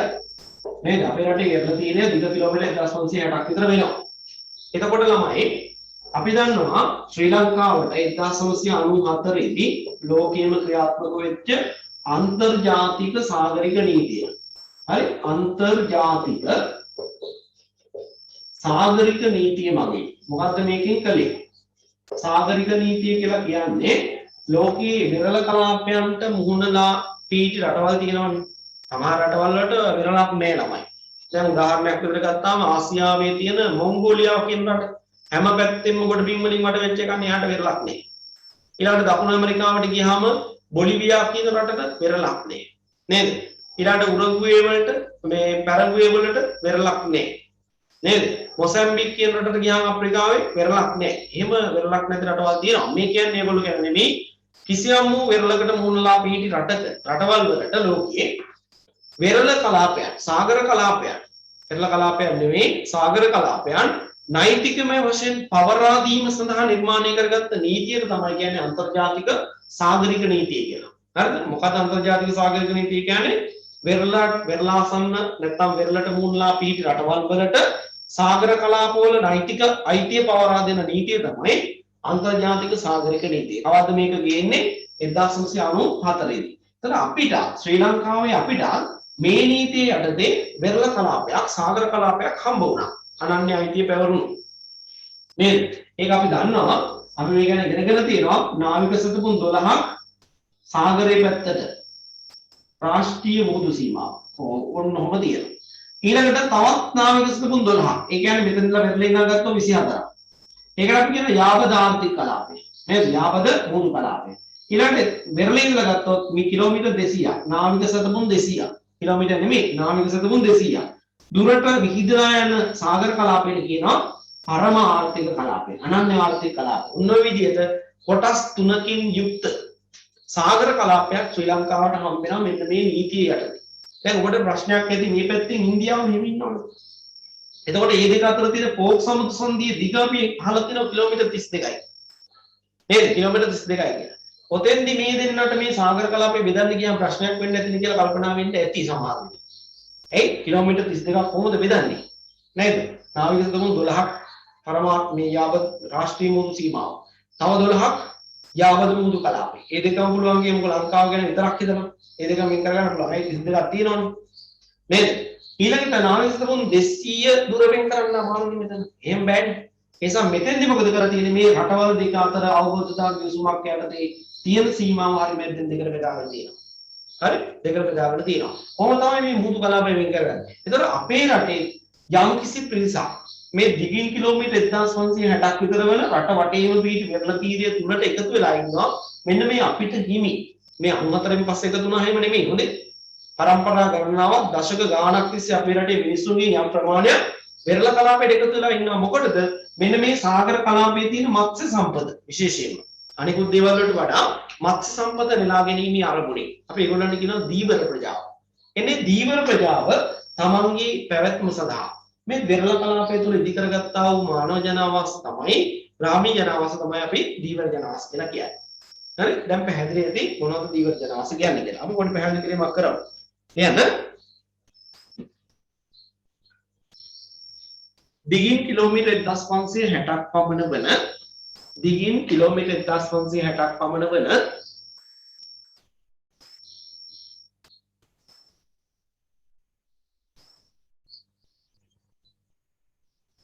ශ්‍රී ලංකාවේ වෙරළ තීරයට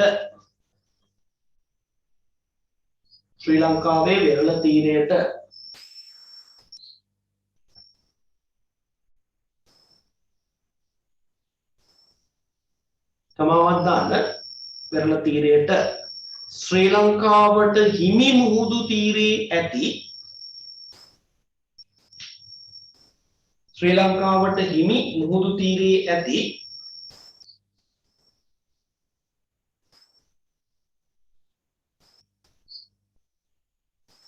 දීවර සම්පත් නෙලා ගැනීමේ අරමුණින්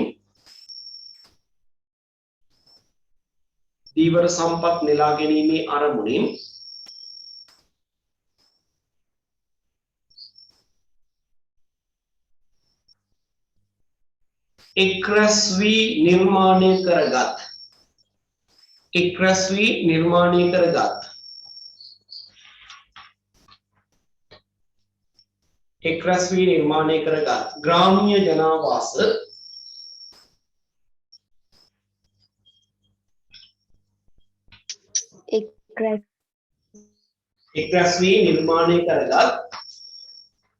ග්‍රාමීය ජනාවාස දීවර ජනාවාස නමින් හැඳින්වේ.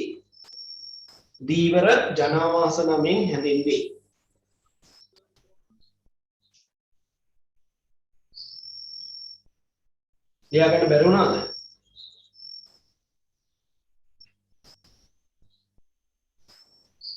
ලියාගන්න බැරි වුණත් ගැටලුවක් නැහැ. හෙට නෙමෙයි ඉදිරි දිනේදී මේක වීඩියෝ එක YouTube එකට දානවනේ. එතකොටත් අඩුපාඩු සම්පූර්ණ කරගන්න පුළුවන්. මොනවා හරි දිගටම ලියාගන්න බැරුණා නම් සිග්නල් ප්‍රශ්නයක් එන්න සිග්නල් ප්‍රශ්නෙන්නත් පුළුවන්. මේ සමහරවිට කට් වෙලාම යනවා. ආයෙ එන්ටර් ගියාම විනාඩි 5-10ක් යනකොට නෝට් එක ගිහිල්ලා ඉවරයි. එහෙම ගැටලුත් තියෙනවා ළමයින්ට. ඒ නිසා YouTube එකට වීඩියෝ එක දැම්මාම අඩුපාඩු සම්පූර්ණ කරගන්නත් පුළුවන් ඈ. ඔතෙන්දී දීවර ජනවාස හඳුන්වන්න ගිහිල්ලා මම අර කියපු ලොකු කතාව මෙතෙදි කිව්වේ නෑ යන්නේ. ඒක ඕගොල්ලන්ට ඕන නම් වෙන කරක ඔතනම නම් කමන්නේ ඕන නම් රතු පෑනකින් ඒවත් වෙන පෑනකින් මේ කතාව නම් ලියා ගන්න පුළුවන් ඈ. ඒක මම කියන්නේ නෑ ලංකාවට හිමි මුහුදු කලාපය හම්බුනේ මොකෙන්ද 1994 ක්‍රියාත්මක වෙච්ච අන්තර්ජාතික සාගරික නීතිය මගින් කියලා ලියා ගන්න. ඒ යටතේ මුහුදු කලාප තුනක් හම්බ වුණා. ඕන්න මම එකක් ලියන්න. මුහුදු කලාප තුන මොකක්ද? එකක් රාෂ්ට්‍රීය මුහුදු සීමාව.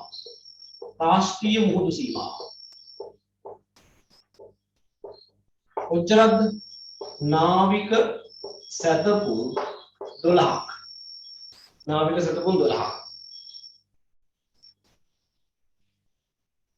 ඊළඟට හම්බ වෙනවා යාබද මුහුදු කලාපය. ඒකේ නාවික සැතපුම් කොච්චරක් වෙනකන්ද? 24ක් වෙනකන්. ඊළඟට පරම ආර්ථික කලාපය. එහෙම නැත්නම් අනන්‍ය ආර්ථික කලාපය. ඒක වෙරළ ඉඳලා ගත්තොත් නාවික සැතපුම් 200ක්. දක්වා. කොහොමයි මේ නීතිය යටතේ අපිට වෙරළ කලාපය හම්බෙලා තියෙන්නේ.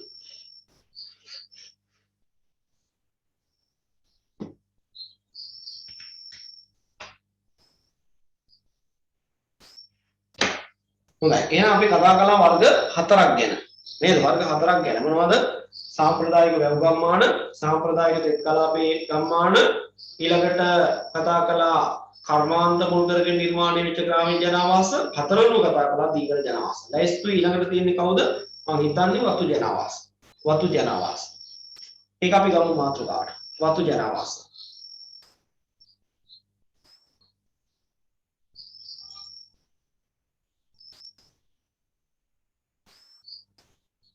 හොඳයි අපි දන්නවා ශ්‍රී ලංකාව අවස්ථා තුනකදී විදේශීය රටවල් වලට යටත් වෙලා තිබුණා. නේද? පෘතුගීසි, ලන්දේසි, ඉංග්‍රීසි. එතන මේ ඉංග්‍රීසින්ට රට යටත් වුණාට පස්සේ අපි දන්නවා යුරෝපා ජාතීන්ගේ අවශ්‍යතාව පිළිමහගන්න නිවර්තන සහ උපනිවර්තන කලාපයේ ඒගොල්ලෝ බලය අල්ලගත්ත රටවල් වලට විවිධ දේවල් හඳුන්වලා දෙනවා. ඒ යටතේ අපිටත් හම්බ වෙනවා මේ ව්‍යාපාරික වතු වගාව. ව්‍යාපාරික වතු වගාව. නේද? ව්‍යාපාරික පදනමින් වාණිජ පරමාර්ථයේ තේ රබර් වගාවන් කරන්න පටන් ගන්නවා. ඇයි? තේ පානයක් විදිහට යුරෝපියන්ට අවශ්‍යයි. කෝපි පානයක් විදිහට යුරෝපියන්ට අවශ්‍යයි. ඇයි? ඒගොල්ලෝ සීත රටවල් වල ඉන්න අය ඒගොල්ලන්ගේ අභ්‍යන්තරයෙන් ඇඟ උණුසුම් කරන පානයන් විදිහට තේ සහ කෝපි වලට යම් ඉල්ලුමක් තිබුණා. ඒ වගේම තමයි ඒගොල්ලන්ට රබරුත් ඕනේ. ඇයි? ඒගොල්ලෝ කාර්මික විප්ලවයේ වෙලා කර්මාන්ත දෙවනුලා මෝටර රථ කර්මාන්තය කරගෙන යනකොට සමහරට මෝටර දෙක දාගන්න පුළුවන් වුණාට ටයර් හතක් දාගන්න ඒගොල්ලන්ට රට තුළ ටයර් නිෂ්පාදනය කරන්න අවශ්‍ය කරන රබර් ටික නැහැ. රබර් වවන්න නැහැ. නේද? ඒ නිසා මේගොල්ලෝ මොකද කරන්නේ? ඒගොල්ලන්ට වවන්න බැරි. නමුත් ඒගොල්ලන්ගේ අවශ්‍යතාව සඳහා වැදගත්. එහෙම නැත්නම් අපේ යහපතට අපේ උන්නතිය සඳහා නෙමෙයි. නේද? ඒගොල්ලන්ගේ යහපත සඳහා අපේ රටවල් වලට බලෙන් අඳුරලා දෙනවා තේ වගාව, රබර් වගාව, කෝපි වගාව වගේ වගාව. එතකොට මේවට අපි කියන ව්‍යාපාරික වතු වගාව. මේ වතු කෘෂිකාර්මයේ හඳුන්වලා දීලා අපේ රටේ මධ්‍යම කඳුකරේ දකුණු බටහිර නිරිත බෑවුම් කලාප විශාල වශයෙන් වතු වගාවට යටත් කරනවා. වතු වගාවට යටත් කරනවා. ඒත් එක්ක අපිට පේනවා කන්ද උඩරට ප්‍රදේශවල ග්‍රාමීය ජනවාස නිර්මාණය වෙන්න පටන් ගන්නවා. නේද? ඒ වගේම තමයි මේ සුද්ධෝ ඇවිල්ලා ඉංග්‍රීසි ජාතින් ඇවිල්ලා අපේ රටේ මේ කඳු බෑවුම් කලාපවල මේ වතු වගා කටයුතු ව්‍යාප්ත කරලා හරිනකොට ඒ වතු වගාවේ වැඩ කටයුතු වලට ශ්‍රමය අවශ්‍යයි. ශ්‍රමය සපයා ගැනීමේදී යම් ගැටලුවකට මුහුණ දෙන්න උනා විදේශිකයන්ට. මොකද්ද? ශ්‍රී ලාංකිකයෝ මේ සුද්දන්ගේ වතු වල වැඩට යන්න සූදානම් වුණේ නැහැ. ඒගොල්ලෝ අකමැති වුණා. ඒ පාර සුද්දා මේ වැඩේ නිකා හිටියද? බලන්න බෑ නා නිකා හිටලා අපි වතු වගාව අරගෙන වෙන රටකට යනවා කියලා කියේ නැහැ. එයා ගෙනාවු වගාව එයා කරා. කොහොමද කරේ? දකුණු ඉන්දියාවෙන් වැඩ කටයුතු කිරීම සඳහා වතු වල වැඩ කටයුතු කරන්න ද්‍රවිඩ කම්කරුවෝ ගෙන්වා ගත්තා. ද්‍රවිඩ කම්කරුවෝ ගෙන්වා ගත්තා. හරි? ඒ ද්‍රවිඩ කම්කරුවෝ ගෙන්වාගෙන මෙහි පදිංචි කළා වතු වල. සුද්දන්ගේ වතු වලම යම් කොටසක් ඒගොල්ලන්ට ගෙවල් දොරවල් හදාගන්න ඉඩ විදියට දීලා, නේවාසික භූමිය විතර දීලා පේලි ගෙවල්. නේද? දැන් මේ අපි ජීවත් වෙනා වගේ වෙන වෙනම ගෙවල් හදන්න දුන්නේ නැහැ අවස්ථාව. එක දිගට විහිදිච්ච පේලි ගෙවල් හදලා දුන්නා. නේද? එක ගයක් ගත්තා මේකේ කෑලි වෙන් කළා. අපි අර කියනවා අපේ වචනෙන් අපි කියන්නේ ලයින් කාමර කියලා. නේද? එහෙම පේලි ගෙවල් හදලා දුන්නා. හදලා දීලා ඒගොල්ලෝ පදිංචි කළා. අන්නේ හදලා දීලා මේ පදිංචි කරපු මේ ක්‍රමයේ තුල නිර්මාණය වෙච්ච වතු වගා ව්‍යාප්තික දිස්ත්‍රික්කවල පමණක් දකින්න ලැබෙන ග්‍රාමීය ජනවාස වර්ගයක් තමයි මේ වතු ජනවාස කියලා කියන්නේ. ඒතකොට මේවා අපිට පේනවා බොහෝ විට වාසය කරන්නේ ද්‍රවිඩ වැසියෝ. මේ දකුණු ඉන්දියාවෙන් ගෙන්වාගත්ත ද්‍රවිඩ වැසියෝ සහ ශ්‍රී ලාංකික සම්භවයක් තියෙන ද්‍රවිඩ වැසියෝ තමයි මේ වතු වගාවේ ආශ්‍රිත ප්‍රදේශවල ජනවාසවල බොහෝ විට ජීවත් වෙන්නේ. එතකොට මේවා අඩුපහසුකම් සහිත ජනවාස නමුත් අපිට පේන විශාල ජන සංඛ්‍යාව මේවා තුළ තාමත් ජීවත් වෙනවා. නේද? වතු වගාවේ වැඩ කටයුතු පෙරටු කරගෙන. හොඳයි. එහෙමනම් අපි ලියමු වතු ජනවාස ගැන. යන්න යටත් විජිත සමයේ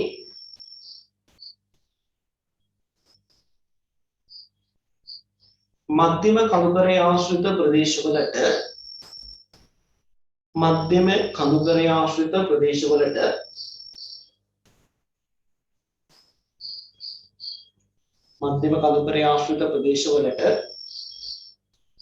හඳුන්වා දුන්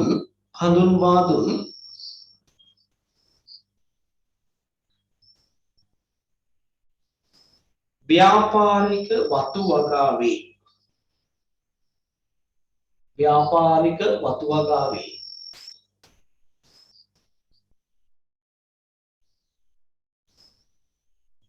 වැඩ කටයුතු සඳහා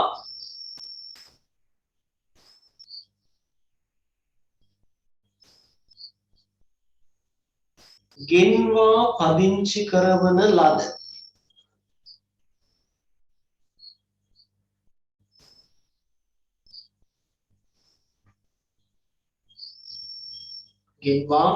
කරවන ලද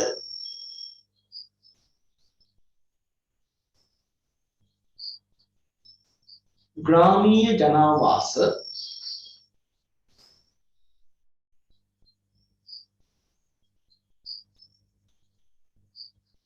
වතු ජනාවාස නමින් හැඳින්වේ.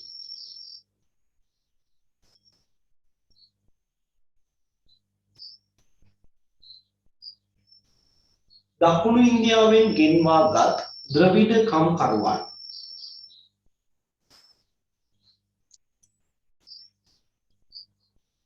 දකුණු ඉන්දියාවෙන් ගෙන්වාගත් ද්‍රවිඩ කම්කරුවන්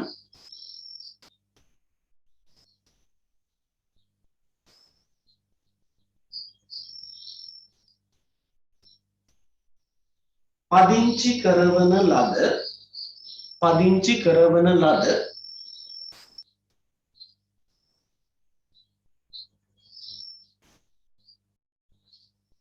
මෙම වතු ජනාවාසවල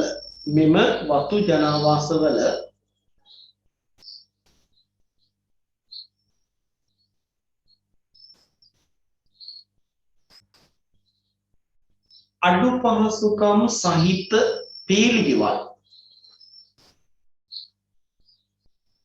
පහසුකම් සහිත පීලිගෙවල්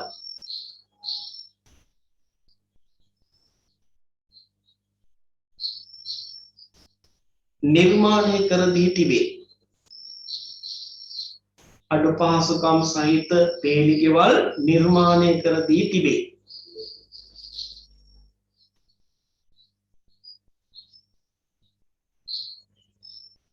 හොඳයි, දැන් ඔයගොල්ලෝ පොඩ්ඩක් කල්පනා කරලා බලන්න මේවායේ ව්‍යාප්තිය සීමා වෙලා තියෙනවා නේද? මේවායේ ව්‍යාප්තිය මේ ජනාවාස හැමතැනම නේද ලංකාවේ.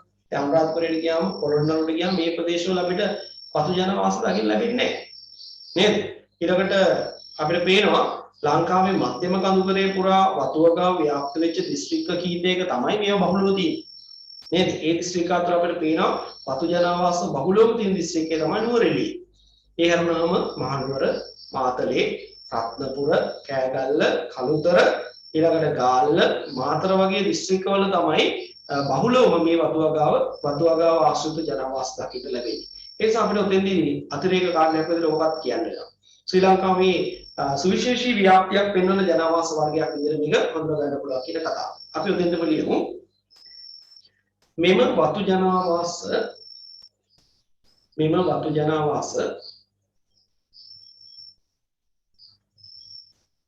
අවකාශීය වශයෙන්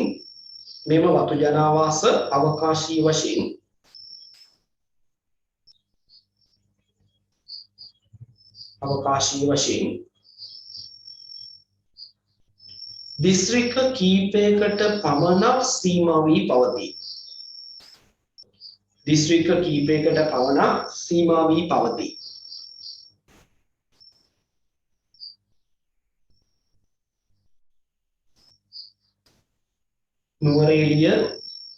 නුවරඑළිය, මහනුවර, මාතලේ,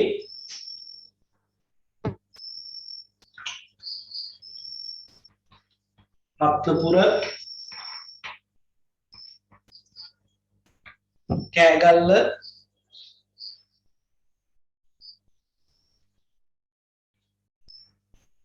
ගාල්ල, මාතර, කළුතර ආදී දිස්ත්‍රික්කවල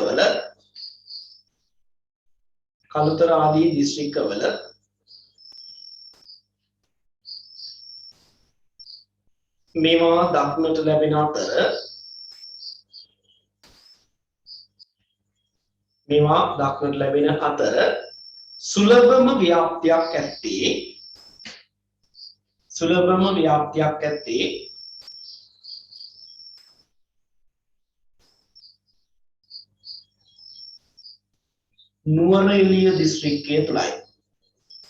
නුවරඑළිය දිස්ත්‍රික්කය තුලයි.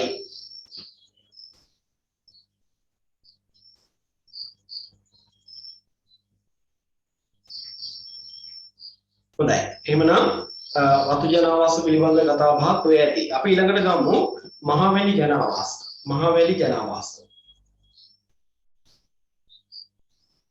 මහවැලි ජනාවාස නැත්නම් මහවැලි ගම්මාන.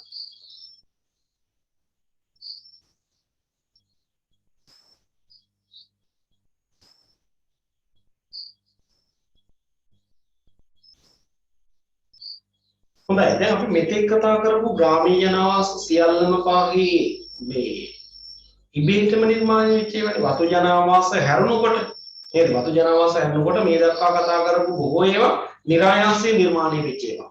හැබැයි අපිට පේනවා දැන් මේ කතා කරන්න හදන මේ මහවැලි ග්‍රාමීය ජනාවාස નિરાයාසයෙන් නිර්මාණය වූ බවක් පේන්නේ නැහැ. ඒ කියන්නේ කවුරු හරි කණ්ඩායමක් කවුරු හරි ආයතන මැදිහත් වෙලා සැලසුම් සහගතව නිකන් නෙමෙයි ප්ලෑන් එකක් යටතේ නිර්මාණය කරපු ග්‍රාමීය ජනාවාස. ඒ නිසා මේ විධිමත් බවක් දක්ින්න ලැබෙනවා. අපි දන්නවා අපේ රටේ වියලි කලාපයේ තිබුණු ප්‍රබලම ගැටලුව තමයි විදුලි මේ ජලය පිළිබඳව ගැටලුව. නේද? ජලය පිළිබඳව ගැටලුව. එතකොට ලංකාවේ මේ වියලි කලාපයේ තියෙන ජල ගැටලුව निराකරණය කරගන්න පුළුවන් නම් ඒ හරහා ශ්‍රී ලංකාවට ඒ වෙනකොට උද්ගත වෙමින් තිබුණු ගැටලු රාශියකට උත්තර හොයාගන්න පුළුවන් කියලා අවබෝධ වෙනවා. හරිද? ඒ අවබෝධ වීමත් එක්ක මොකද කරන්නේ? රටට බලයේ පැවති රජය තීරණයක් ගන්නවා මේ මහවැලිය කියන මේ ගඟ මහවැලි ගඟ වර්ග කිලෝමීටර් 10327ක ක්ෂේත්‍රඵලයක් පෙන්වන මේ මහා ගංගා ද්‍රෝණිය අවුරුද්දකට එහෙම නැත්නම් දවසකට මහා විශාල ජල කඳක් කිසිම ප්‍රයෝජනයකට නොගෙන මුහුදට ගෙනියනවා. පේනවා. ඒ නිසා මේගොල්ලෝ කල්පනා කරනවා මේ මහවැලි ගංගා ද්‍රෝණිය පාවිච්චි කරලා ඒකේ ජලය ටික කළමනාකරණය කරන්න කටයුතු කළොත් වියලි කලාපේ පුරා විවිධ දිශාවන්ට පැතිරලා ගිහිල්ලා තියෙන මේ ජල ගැටලුව निराකරණය කරගන්න පුළුවන් කියන බව හේතු ගැන්වෙනවා මේ බලයෙන් පවතින රජයන්ට. ඒකට මොකද කරන්නේ? ක්‍රියාත්මක කරනවා මහවැලි බහුකාර්ය සංවර්ධන යෝජනා ක්‍රමයක්. මහවැලි බහුකාර්ය. මේ බහුකාර්ය කියන වචනය තුළ එරුපු අර්ථයක් තියෙනවා. බහුකාර්ය කියලා කියන්නේ කාර්යයන් ගොඩක්. බහු කියන්නේ ගොඩක්. කාර්යයන් රාශියක් එකතු වුණා කියන අදහස. අරමුණු ගොඩක්. ටාගට් තිබුණා ගොඩක්. මහවැලියේ කලේ නිකම්ම නෙමේ වියලි කලාපයේ ජලයේ දීම ආරම්භ කරගෙනම නෙමේ තව ගොඩක් අරමුණු ඊපස්සේ තියෙනවා. එකක් තමයි ඔය කියපු විදිහට වියලි කලාපයේ තිබිච්ච ජල උග්‍ර ජල ගැටලුවට විසඳුම් ලබා දෙන්නේ. දෙක තමයි ජල ගැටලුවට පිළියම් ලැබෙනකොට අපි දන්නවා වියලි කලාපයේ පස්ස හොඳයි අනිකුත් භෞතික පාර්ශවයට හොඳයි විවගාව වගේ දේවල් වලට කරගෙන යනවා. නේද? ඒ නිසා දෙවෙනි වක්‍ර බලාපොරොත්තු වුණා විවගාව ඇතුළු කෘෂිකර්මාන්තයේ පුනරුජීවයක් ඇති කර ගැනීම. මහවැලි ක්‍රියාත්මක කිරීමේ දෙවෙනි අරමුණ තමයි කෘෂිකාර්මික පුනරුජීවයක් ලබා ගැනීම. ඒ වගේම තමයි අපි දැක්කා තෙත් කලාපයේ ඒ වෙනකොට මහා විශාල ජන පීඩනයක් තියෙනවා. විශාල ජනසංඛ්‍යාවක් තෙත් කලාපයට එකතු වෙන බව පේන්න පටන් ගන්නවා. ඒක දිග කාලයක් ආවා නම් රටට හොඳ නැහැ. සංවර්ධනීය අසමානතා නිර්මාණය වෙන්නේ. සංවර්ධනීය සමතුලිත බවක් නිර්මාණය කරගන්න. බැරි වෙන තත්ත්වයක් බවට පත් වෙනවා කියලා අවබෝධ වෙලා තිබුණේ වෙනකොට. ඒ නිසා බැලුවා ඇයි මේ තෙත් කලාපෙන් මිනිස්සු මේ විදිහට එකතු වෙන්නේ? වීදි කලාපයට යන්න පුළුවන් ඉඩකඩ ඕනි තරම් තියෙනවා. ඉතින් අඩුවට තියෙනවා. යන්නේ නැහැ. නොයන්න හේතුව තමයි තිබිච්ච ජල ගැටලුව. එතකොට මහවැලිය කරලා බලාපොරොත්තු වුණා වියලි බිම් ප්‍රදේශ වලට ජලය දීලා වගා බිම් වැඩි කරලා අලුතෙන් වගා බිම් ඇති කරලා නිෂ්පාදනයේ වැඩි කිරීමක් කරනවා වගේම අර තෙත් කලාපයට එකතු වෙන මිනිස්සු ටික ගෙනිහිල්ලා වියලි කලාපයට පතුරවා හරින්න. වියලි කලාපයට පතුරවා හරින්න මේ අරමුණක් තිබුණා. එතකොට මේ වියලි කලාපයට තෙත් කලාපයේ හිටපු ජනසංඛ්‍යාව පතුරවා හැරීමක් තව අරමුණක් වුණා. ඒ වගේම තමයි අපි දන්නවා පොල්ගොල්ල ඩෑම් එකේ ඉඳලා පල්ලෙහාට මහවැලි ගංගා දෝණිය බලාගෙන ඉන්නකොට ජලාශ විශාල ප්‍රමාණයක් ඉදි කරලා තියෙනවා. නේද? විශාල ප්‍රමාණයක් මේවා ජලය එකතු කර ගන්නවා. මේ එකතු කරගන්න ජලයේ තියෙන චාලක ශක්තිය ප්‍රයෝජනට අරගෙන පල්ලෙහා ජල විදුලි බලාගාර හදලා ටර්බයින් කරකවලා විදුලි බලය ජනනය කරලා ඒක ජාතික විදුලි බල පද්ධතියට දීලා රටේ තියෙන විදුලි බලයෙන්ම සම්පූර්ණ කිරීමක් තව අරමුණක් වුණා. ඉතින් බලන්න බරමුණු කීයක්ද කියලා දැනටම නේද? ඉන්නේ ඒ නිසා තමයි මේ ව්‍යාපෘතිය හඳුන්වන්නේ බහුකාර්ය සංවර්ධන යෝජනා ක්‍රමය කියලා. හරි බහුකාර්ය සංවර්ධන යෝජනා ක්‍රමය. එතකොට මේ මහවැලි බහුකාර්ය සංවර්ධන යෝජනා ක්‍රමය ක්‍රියාත්මක වෙන්නේ ආරම්භ වෙන්නේ 1950 දශකයේ. 1950 දශකයේ. මේක ආරම්භ කරලා ඒ ව්‍යාපෘතියට සමගාමීව දැන් අරමුණක් වුණා කියවනේ තෙත් කලාපේ තිබිච්ච අධි ජනපීඩනය නැති කරන්නේ. අධික ජනසංඛ්‍යාවක් එකතු වෙච්ච එක වියලි කලාපයට පතුරව හරින එකක් අරමුණක් වුණා. ඒතර අන්න ඒකෙදී මේගොල්ලෝ ප්ලෑන් කරනවා මහවැලිය හදනවත් එක්කම වියලි කලාපී ගම්බිම් ප්‍රදේශවල අලුතින් ගම්මාන හදන්න. නිකන් නෙමෙයි. තෙත් කලාපෙන් ජනපදිකයෝ තෝරාගෙන වියලි කලාපේ පදිංචි කරන්න. හැබැයි අනිත් එක තමයි තෙත් කලාපෙන් තෝරාගෙන ගිහිල්ලා වියලි කලාපේ පදිංචි කරන්නේ නිකම්මත් නෙමෙයි.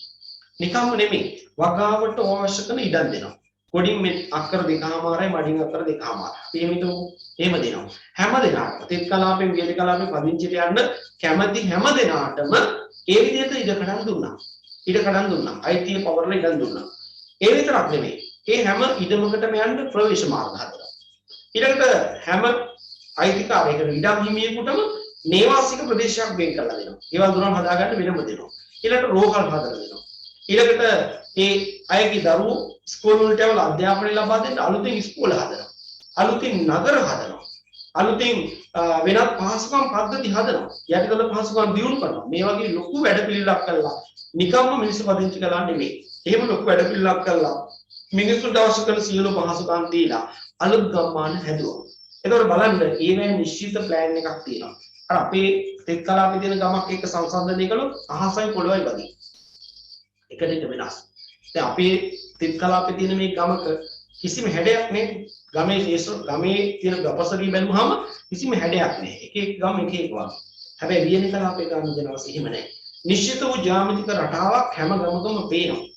ඒ වගේම පේනවා ඒ ගම්වල මේ පාරවල් ප්‍රවේශ මාර්ග හැම ගෙදරකම ගයක් වේ නම් හැම ගෙදරකම යන්න පාරක් තියෙනවා. දැන් මේ ඉව නැහැ. තෙත් කලාපේ ගමක ගයක් ගත්තාම සමහරවිට ගෙදරට එන්න පාරක් තියෙනවා. නේද? නීතිමය වශයෙන් වෙන් කරගත්ත පාරක් තියෙනවා. සමහර වෙලාවට යන්න එහෙම පාරවල් නැහැ. අනුන්ගේ ඉඩම් වලින් අනුන්ගේ පිළිකණු වශයෙන් පැටවල් වශයෙන් රෙදි වැටවල් යටින් කොහොම තමයි යන්න තියෙන සමහර දේවල්. නේද? එහෙමත් තියෙනවා. ඒ වගේ ප්‍රශ්න නැහැ වියලි කලාපේ අර හදපු මහවැලි ජනවාසවල. මහවැලි ගම්මාන වල ගයක් වේ නම් ඒ හැම ගෙදරටම ඉඩමක් වේ නම් ඒ හැම ඉඩමටම ප්‍රවේශ වෙන්න නිශ්චිත ප්‍රවේශ පහසුකම් හදලා දෙනවා. ඒ තරමට මේක ප්ලෑන් සැලසුම් සහගතයි. හරි? අන්න ඒ වගේ අරමුණු රාශියක් මුදුන්පත් කරගන්න කණ්ඩායමක් මැදිහත් වෙලා නිර්මාණය කරපු ග්‍රාමීය ජනවාසයක් තමයි මේ මහවැලි ග්‍රාමීය ජනවාසය. එතකොට ළමයි අනිත් ඒවා ඉබේටම නිර්මාණය කරන්නේ වතු ජනවාස හැරුණකොට පෙර කතා කරපු සියල්ලම ඉබේ නිර්මාණය වෙනවා. කවුරුත් ප්ලෑන් කරලා අරමුණු මුල් කරගෙන ඒ අරමුණු ටාගට් කරගෙන හදපුවා නෙමෙයි. නේද? ඒවා නිරායාසයෙන් නිර්මාණය වෙච්ච. වතු ජනවාස හැරුණකොට මෙතෙක් කතා කරපු අනිත් සියල්ලම නිරායාසයෙන් නිර්මාණය. මේක එහෙම නෑ. මේක අරමුණු සහිතව නිශ්චිත අරමුණු සාධනය කර ගැනීම බලාපොරොත්තු වෙන්න ප්ලෑන් කරලා හදපු ග්‍රාමීය ජනවාස වර්ගයක් තමයි මේ මහවැලි ජනවාස කියන්නේ. නේද? කොතනද තියෙන ග්‍රාමීය ජනවාස වර්ග කීපයක් කතා කරන්නේ? හරි? කුඩා ග්‍රාම මධ්‍යස්ථාන, ඊළඟට නගර මධ්‍යස්ථාන, හරි? ඔය වගේ විවිධ වර්ග තියෙනවා. අපි කතා කරමු දැන් දෙමු පස්සේ ඉස්සලා හැඳින්වීම බලන්න. මේක ටිකක් අනිත් ඒවාට වඩා පොඩ්ඩක් දීර්ඝව කතා කරන එකක් ඈ.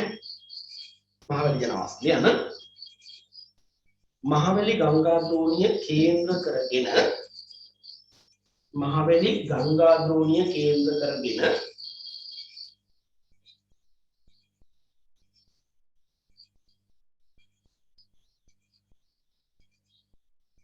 ක්‍රියාත්මක වූ මහවැලි බහුකාර්ය සංවර්ධන යෝජනා ක්‍රමය. ක්‍රියාත්මක වූ මහවැලි බහුකාර්ය සංවර්ධන යෝජනා ක්‍රමය. ක්‍රියාත්මක වූ මහවැලි බහුකාර්ය සංවර්ධන යෝජනා ක්‍රමය.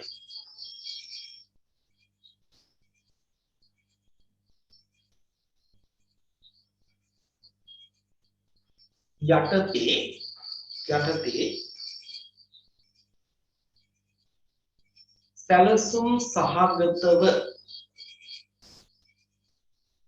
සැලසුම් සහගතව නිර්මාණය කරන ලද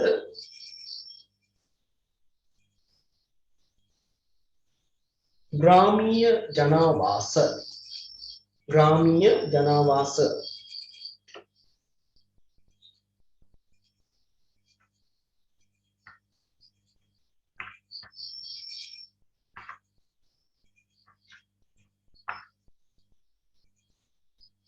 මහවැලි ග්‍රාමීය ජනාවාස නමින් හැඳින්වේ. මහවැලි ග්‍රාමීය ජනාවාස නමින් හැඳින්වේ.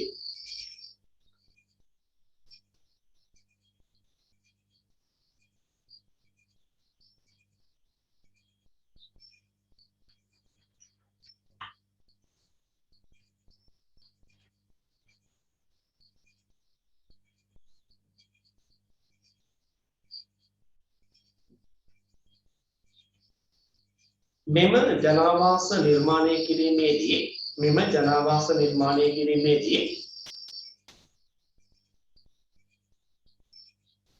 ශ්‍රී ලංකාවේ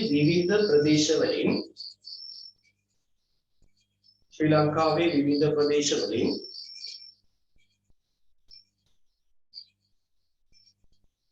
ජනපදිකයින් තෝරාගෙන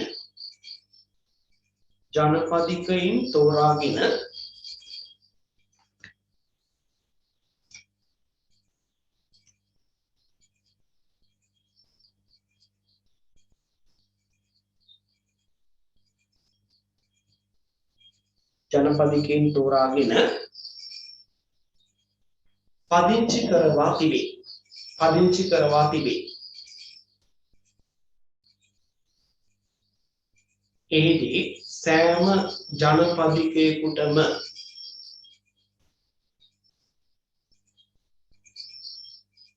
එහිදී සෑම ජනපදිකයෙකුටම සමාන බිම්මයිතියක් හිමිවන ආකාරයට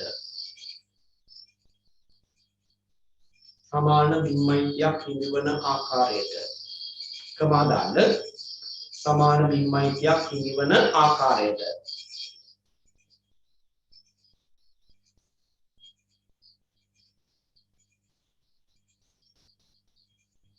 නිශ්චිත ප්‍රවේශ පහසුකම් ඇති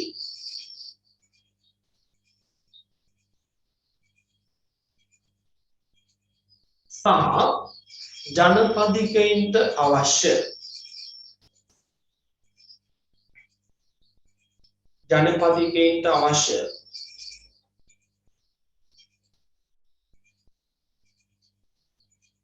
අනෙකුත් මූලික අවශ්‍යතා පිරිමසා ගත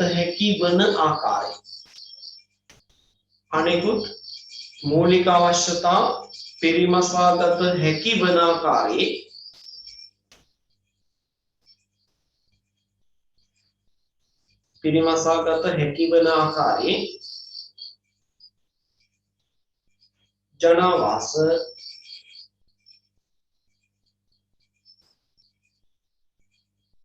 මේ යටතේ නිර්මාණය කොට ඇත.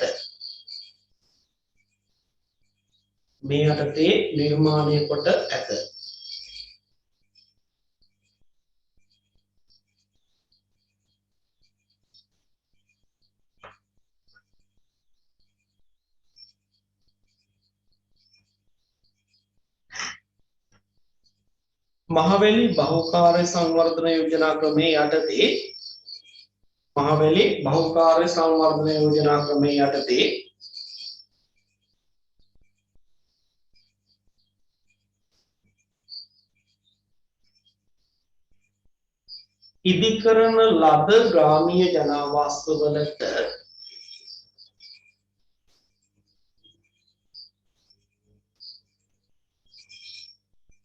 ඉදිකරන ලද ග්‍රාමීය ජනාවාසවලට හෙක්ටයාර් 12300ක් පමණ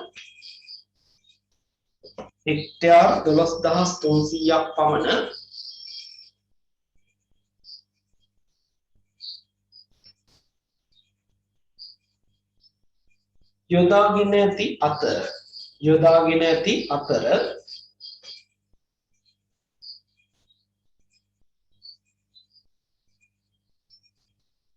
මේවා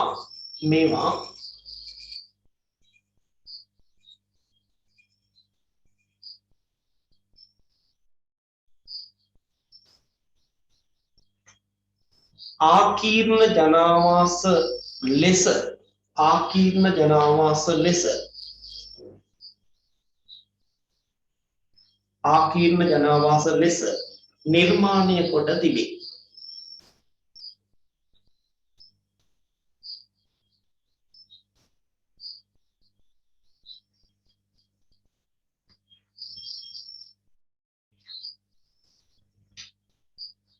හොඳයි දැන් මේ කියන්නේ ප්ලෑන් එකක් යටතේ හදපු ජනාවාස ග්‍රාමීය ජනාවාස වර්ගයක් ගැනනේ.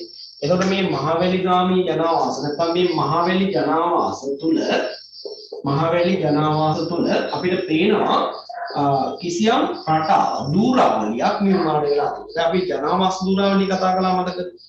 කුඩාගම මේ ගොවිපළ ගම, කුඩාගම, ගම, නගරේ ඔය ආදී විදිහට පිළිවෙලක් ගැන කතා කළා. ඒ වගේ මේ ප්ලෑන් කරලා හදපු ජනාවාස මහවැලි ජනාවාස පද්ධතිය තුල අපිට කිසියම් දූරාවලියක් හඳුනා ගන්නත් පුළුවන්. දූරාවලියක් හඳුනා ගන්නත් පුළුවන්. ඒ දූරාවලිය තුල කුඩාම එක්කෙනා තමයි කුඩා ගම්මාන. හරි කුඩා ගම්මාන. ඊළඟට දෙවෙනි දේදී අපිට හඳුනා ගන්න ලැබෙනවා ග්‍රාම මධ්‍යස්ථාන. ග්‍රාම මධ්‍යස්ථාන. ඊළඟට තියෙනවා ප්‍රාදේශීය මධ්‍යස්ථාන සහ නගර මධ්‍යස්ථාන කියලා තවත් දෙකක්. හරි? ප්‍රාදේශීය මධ්‍යස්ථාන ඊළඟට නගර මධ්‍යස්ථාන. මතක තියාගන්න මේ කතා කරන මාතෘකාවට මෙයා ගන්න බෑ ඇත්තට. ඒ නගර කියන්නේ කතා කරන්නේ. අපේ මාතෘකාව මොකක්ද? ශ්‍රී ලංකාවේ ග්‍රාමීය ජනාවාස. නමුත් අපිට මේ මහවැලි ජනාවාස දූරාවලිය තුල හතරක් තියෙනවා කියලා කියන්නම වෙනවා.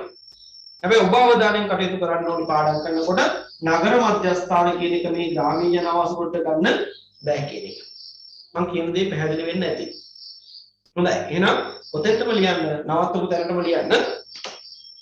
මෙම මහවැලි ජනාවාස පද්ධතිය තුල මෙම මහවැලි ජනාවාස පද්ධතිය තුල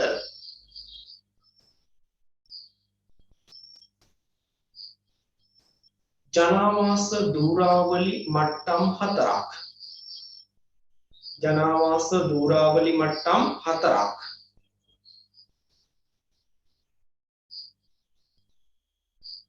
හඳුනාගත හැකිය. හඳුනාගත හැකිය.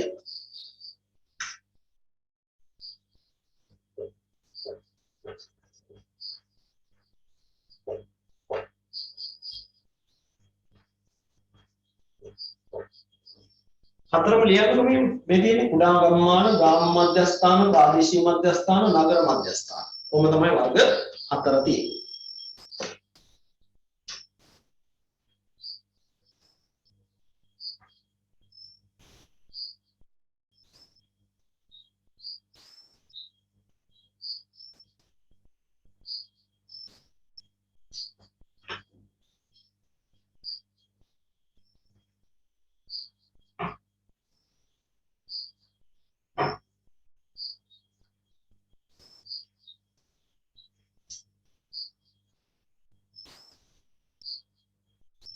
මැසේජ් එකක් දාලා තියෙනවා මේ ඇහෙන්නේ කැඩි කැඩි කියලා. මම කතා කරන්නේම ළමයි ඇහෙන්නේ කැඩි කැඩිද? ජනනි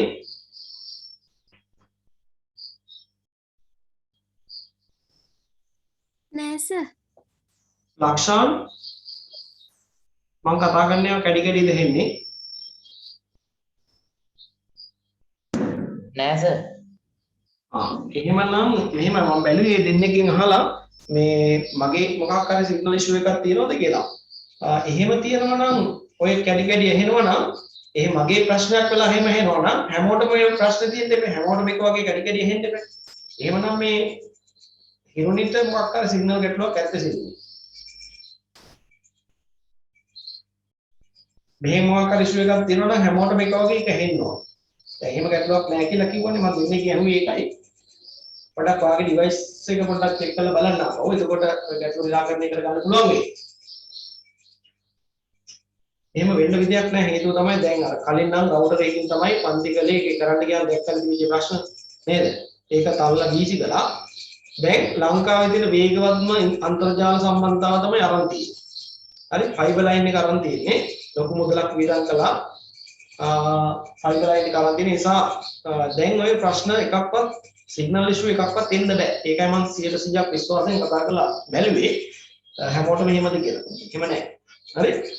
ඔබට මොකක් හරි සිග්නල් ගැටලුවක් තිබුණොත් ඒත් කැඩි කැඩි තමයි එන්නේ. ඒක පොඩ්ඩක් චෙක් කරගන්න. හොඳයි දැන් අපි මුදේ මෙතෙන්දි කිව්වා මහවැලි ජනාවාස කියන්නේ විශේෂ ජනාවාස වර්ගයක් ප්ලෑන් කරලා විභේද නිර්මාණය වෙච්ච එකක් නෙමෙයි. ප්ලෑන් කරලා හදපු එකක්. ඒක ඇතුලේ ග්‍රාමීය මට්ටමේ දූරාවලිය අවස්ථා තුනක් අපිට හම්බ වෙනවා. ඒ වගේම මේ මට්ටමට අයිති නැති නාගරික ජනාවාස වර්ගයකුත් මේ ජනාවාස දූරාවලිය මේ මහවැලි ජනාවාස පද්ධතිය ඇස්සේ තියෙනවා. අපි ඒක නොසලකා මේක නගරයක් කියන එක නොසලකා හතරම ගැන පොඩ්ඩක් කතා කරන්නයි හදන්නේ. අනුමාතුකාවට ගන්න කුඩා ගම්මාන. කවුද මේ? මහවැලි ජනාවාස අස්සේ තියෙන පොඩි කෙනෙක් ගැන කියන්නේ. කුඩා ගම්මානයක්. තමයි මේ කුඩා ගම්මානයක් කියලා කියන්නේ මේ දැන් අපි කියවනේ මේ ලංකාවේ විවිධ ප්‍රදේශවලින් තෝරාගත්ත පවුල් තමයි පදිංචි කරන්නේ කියලා. මේ කුඩා ගම්මානයක ඉන්නේ ලංකාවේ විවිධ ප්‍රදේශවලින් පදිංචි කරපු පවුල් 100ක් 120ක් 125ක්. පවුල් 100ක් 125ක් වගේ ප්‍රමාණයක් පදිංචි කරලා හදපු පුංචිම ඒකකයක තමයි අපි කියන්නේ කුඩා ගම්මානය. කුඩා ගම්මානය. මේ කුඩා ගම්මානයේ ඇතුලේ ලිං කීපයක් ඊළඟට සමුපකාර වෙළඳ සැලක් තැපැල් පෙට්ටියක් නේද? ඒ වගේ ටිකක් මේ කුඩා ගම්මානයක තියෙනවා. ඒ කියන්නේ මහවැලි ජනාවාස දූරාවලියේ තියෙන පුංචි මේක තියෙනවා. ලිං කීපයක් සමුපකාර වෙළඳ සැලක් ඊළඟට තැපැල් පෙට්ටියක් ඒ වගේ දෙයක් ඒ වගේ සම්බන්ධිත ටික මේ කුඩා මේකකයේ තුල දකින්න ලැබෙනවා. හොඳයි. එහෙනම් අපි පොඩ්ඩක් ලියමු හැදින්වීම. මෙයන් විවිධ ප්‍රදේශවලින් තෝරාගත්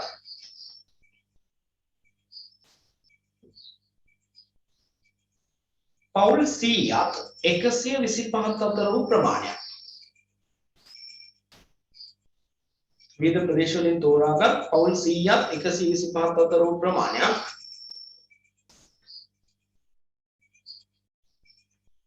පදිංචි කරවන ලද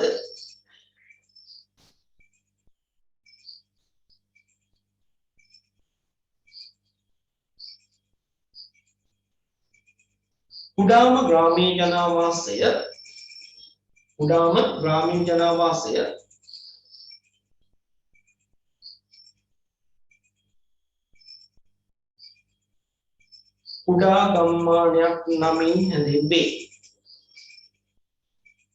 කුඩා ගම්මානයක් නමින් හැඳින්වේ.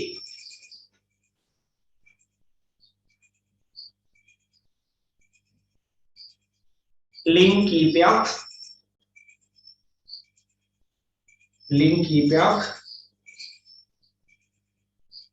සමෝපකාර වෙළඳ සැලක්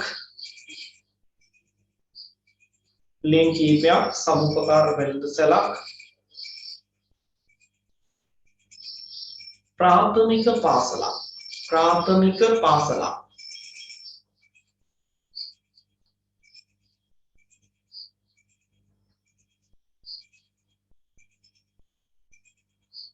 තැපැල් පෙට්ටියක් හා සුසාන භූමියක්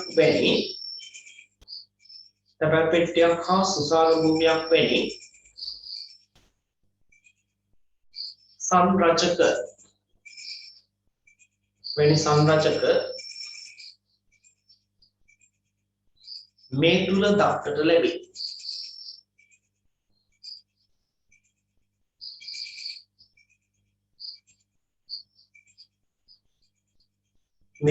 දක්නට ලැබේ. හොඳයි. කුඩා ගම්මානයක් හරි. අපි ගමු ඊළඟට ග්‍රාම මධ්‍යස්ථානය.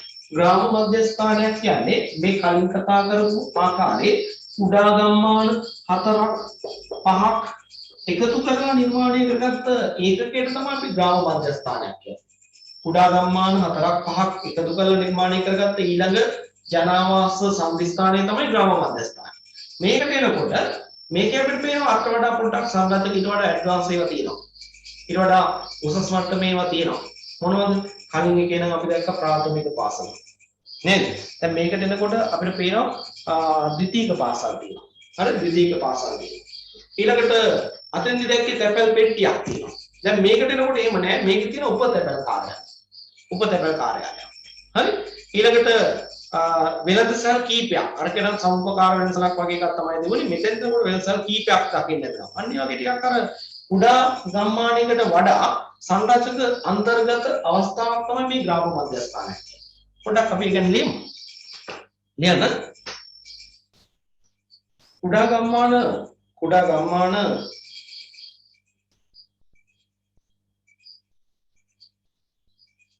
4ක් හෝ 5ක්. කුඩා ගම්මාන 4ක් හෝ 5ක්.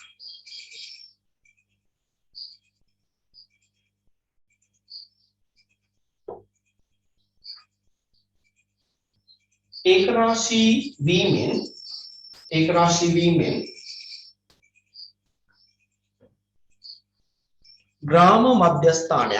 ග්‍රාම මධ්‍යස්ථානයක්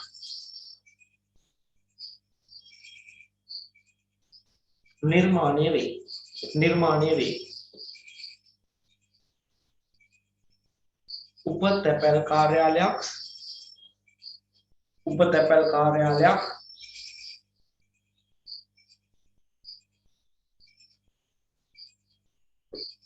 කුඩා බෙහෙත් ශාලාවක්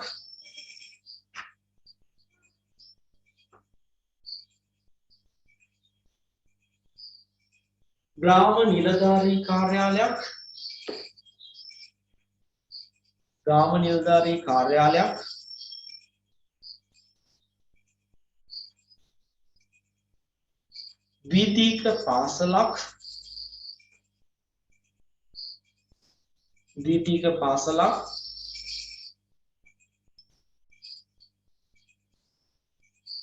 ප්‍රජා ශාලාවක්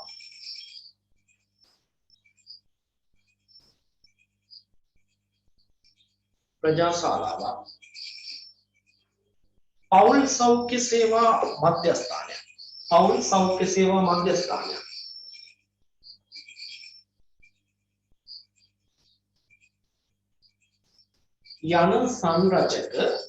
යන සංරචක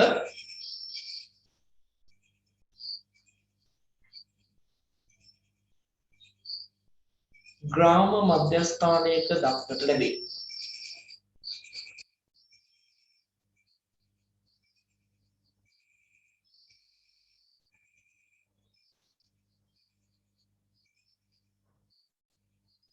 හොඳයි. අපි ඊළඟට යමු තුන්වෙනි එකේට. ග්‍රාම මධ්‍යස්ථාන පැහැදිලි කළා. ප්‍රාදේශීය මධ්‍යස්ථානයක් කියන්නේ අර කලින් අපි සඳහන් කරපු ග්‍රාම මධ්‍යස්ථාන දෙකක් තුනක් වගේ ප්‍රමාණයක් එකතු කරලා හැදෙන ඊළඟ අවස්ථාව.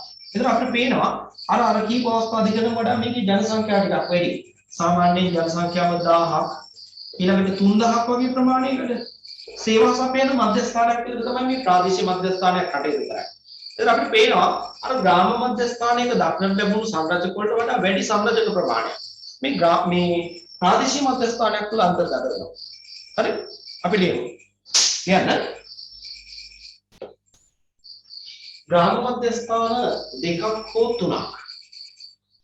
ග්‍රාම මධ්‍යස්ථාන දෙකක් හෝ තුනක්.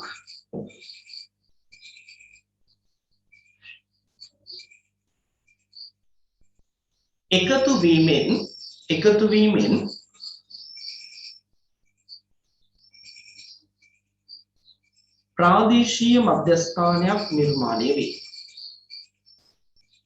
ප්‍රාදේශීය මධ්‍යස්ථානයක් නිර්මාණය වේ.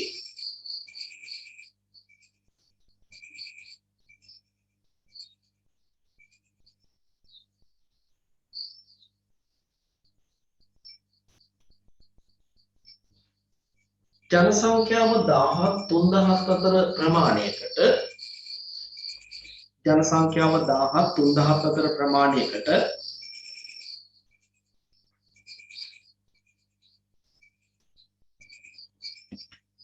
මේ මගින් සේවය සැපේන අතර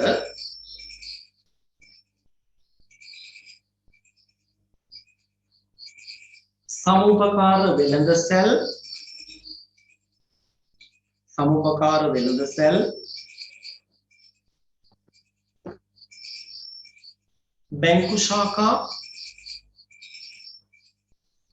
බැංකු ශාඛා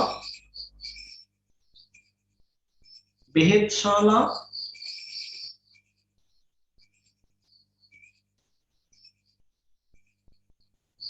මහාවිද්‍යාලයක්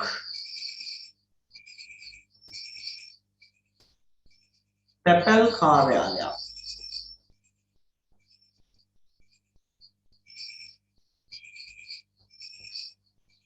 ක්‍රීඩා පිට්ටනියක්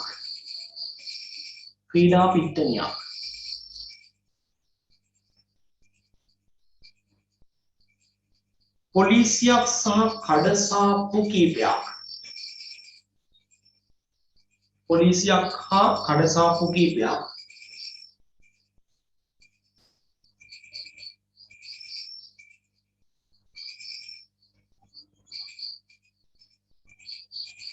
ප්‍රාදේශීය මධ්‍යස්ථානයක දැකිය හැකිය.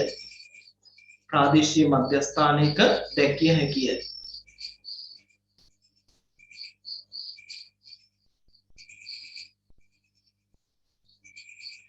හොඳයි. දැන් අපිට මේවට උදාහරණ ගන්න පුළුවන් නම් වලින්. දැන් කුඩා ගම්මාන වලට ග්‍රාම මධ්‍යස්ථාන වගේ නෙමේ ප්‍රාදේශීය මධ්‍යස්ථානට අපිට උදාහරණ තියෙනවා. අපිට ලියන්න පුළුවන්. උදාහරණ එකක් තමයි වෙහෙරගල. වෙහෙරගල. ඊළඟට සිරිපුර. වෙහෙරගල සිරිපුර වගේව ගන්න පුළුවන්. ඔය ප්‍රාදේශීය මධ්‍යස්ථාන. ලංකාවේ මහවැලි ව්‍යාපෘතිය යටතේ නිර්මාණය වෙච්ච.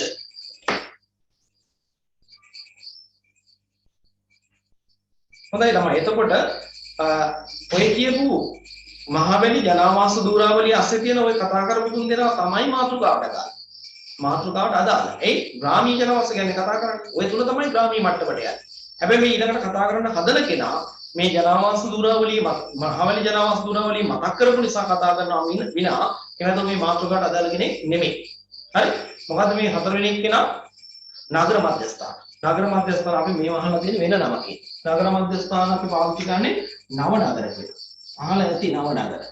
අපේ රටේ නව නගර තියෙනවා 31ක්. සංඛ්‍යාත්මකව ගත්තම 31ක්. ඒ අතරින් අති බහුතරය මේ කතා කරන මහවැලි ජනාවාසයට නිර්මාණය කරනවා. හරි මහවැලි ජනාවාසයට නිර්මාණය. මම කියවනේ තෙත් කලාපයෙන් සා ලංකා විවිධ ප්‍රදේශ වලින් තෝරාගත්ත මිනිස්සු ගෙනහිල්ලා බෙල්ලගල්ලා ගෙනහිල්ලා බේලි කලාපයේ මහවැලි ජනාවාසල නවත්තලා පදිංචි කළා නෙමෙයි. මේ මිනිස්සු පදිංචි කළා ඒවලට අවශ්‍ය කරන සියලු පහසුකම් දුන්නා.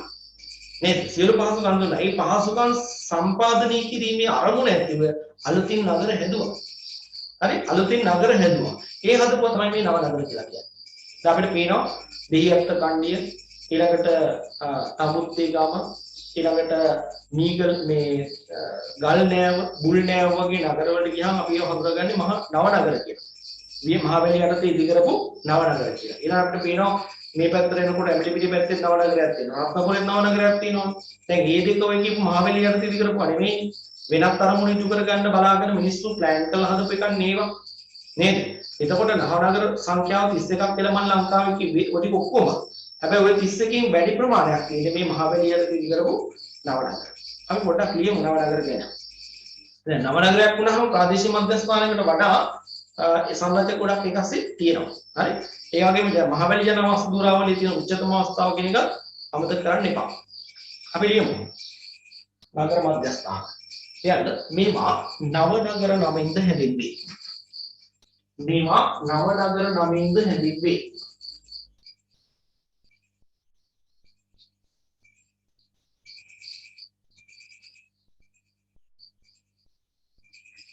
මේවා නව නගර නමින්ද හැදින්වේ.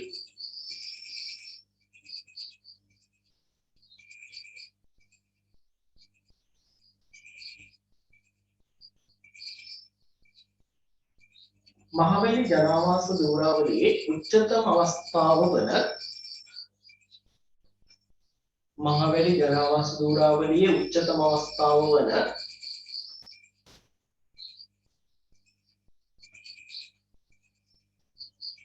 නගර මධ්‍යස්ථාන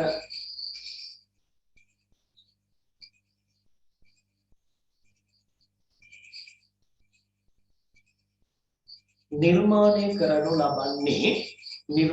කරනු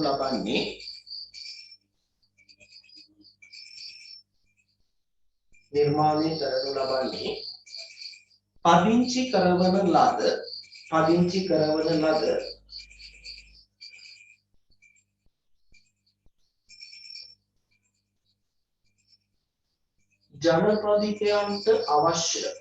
ජනපදිකයන්ට අවශ්‍ය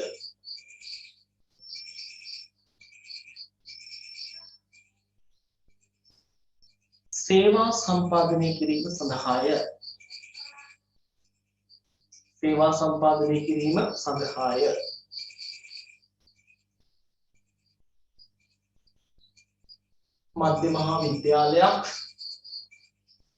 මධ්‍ය මහා විද්‍යාලයක්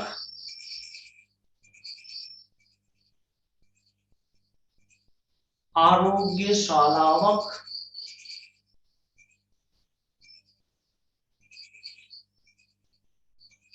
ඉන්ධන පිරවුම්හල්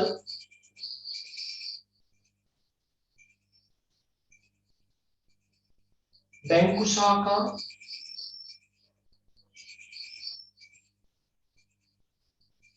පොදු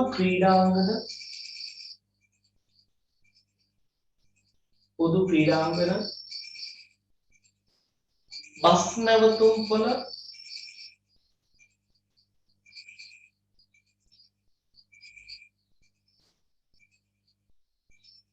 වෙළඳ සංකීර්ණාදී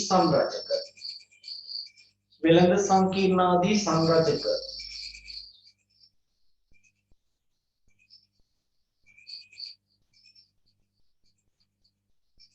මෙම නගර මධ්‍යස්ථානවල දක්නට ලැබේ.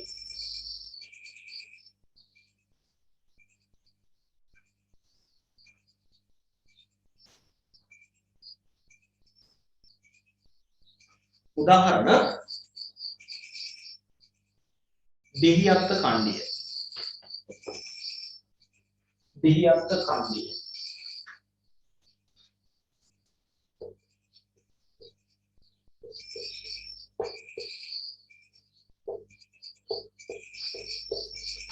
ගිරාදුරු කෝට්ටේ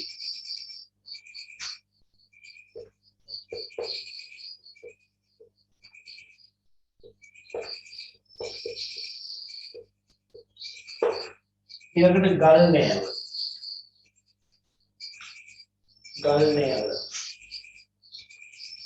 ඊළඟට බුල් නෑව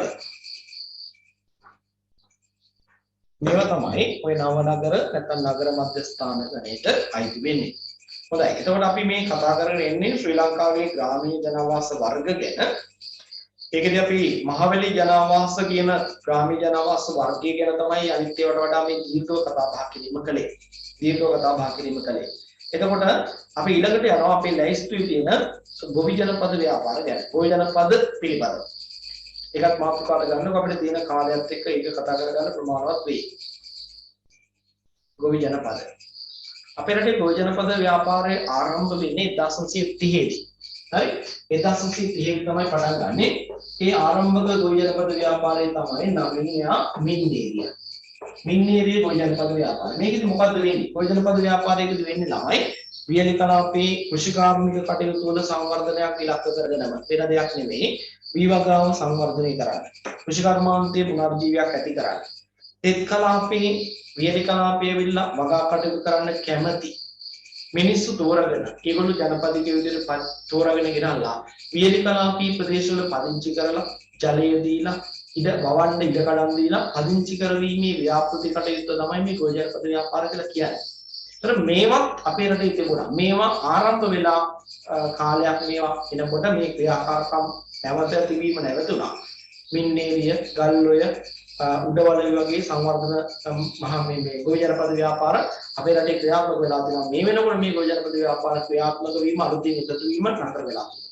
නමුත් අපේ රටේ ජනවාස පද්ධතිය තුළ ග්‍රාමීය ජනවාස අතර මේ ගොවි ජනපද ව්‍යාපාර කියන ඒකකය අපිට අතහැරලා දාන්න බෑ.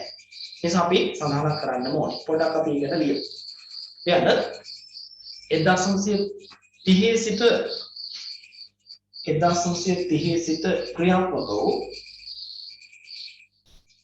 1930 සිට ක්‍රියාත්මක වූ ගොවි ජනපද ව්‍යාපාර යටතේ මේවා ඉදිවී තිබේ.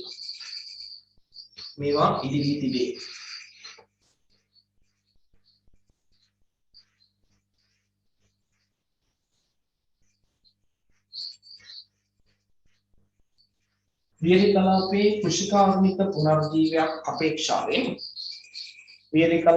කෘෂිකාර්මික පුනර්ජීවයක් අපේක්ෂාවෙන්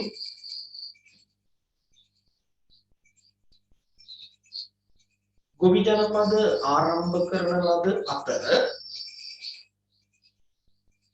ජනපද ආරම්භ කරන ලද අතර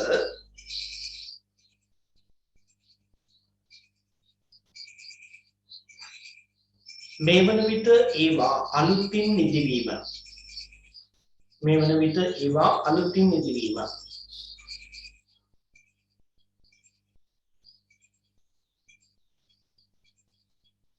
සිදු නොවේ. සිදු නොවේ.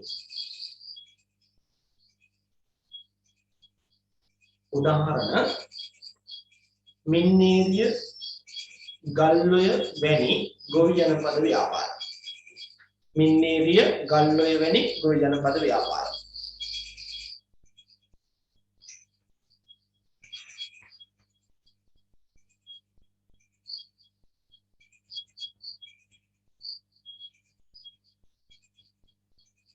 හොඳයි. එහෙනම් අපි අදට උතරින් නවතිමු. අපිට තව එක වර්ගයක් ඉතුරු වුණා. ඒක ඔයාලා මාතෘකාව විතර අරගෙන දීලා තියන්න.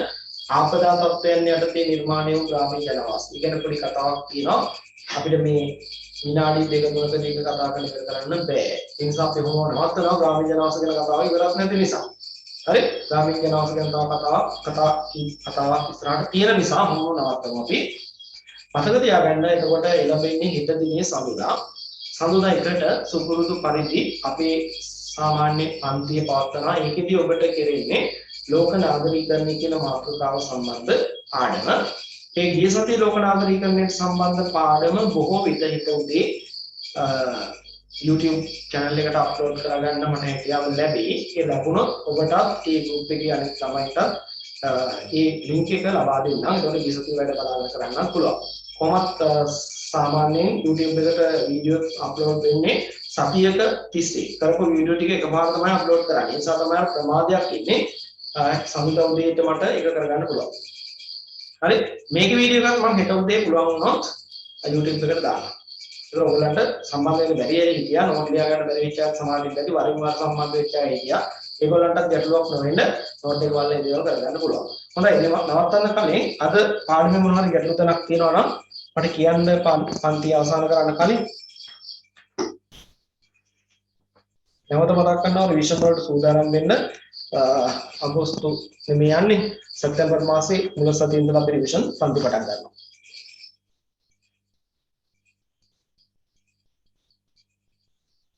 හොඳයි ගැටලුවක් නැහැ කියලා තමයි දැනෙන්නේ නිහඬ බවින්. එහෙනම් සියලු දෙනාටම සුබ රාත්‍රියක් වේවා. ආයුබෝවන්.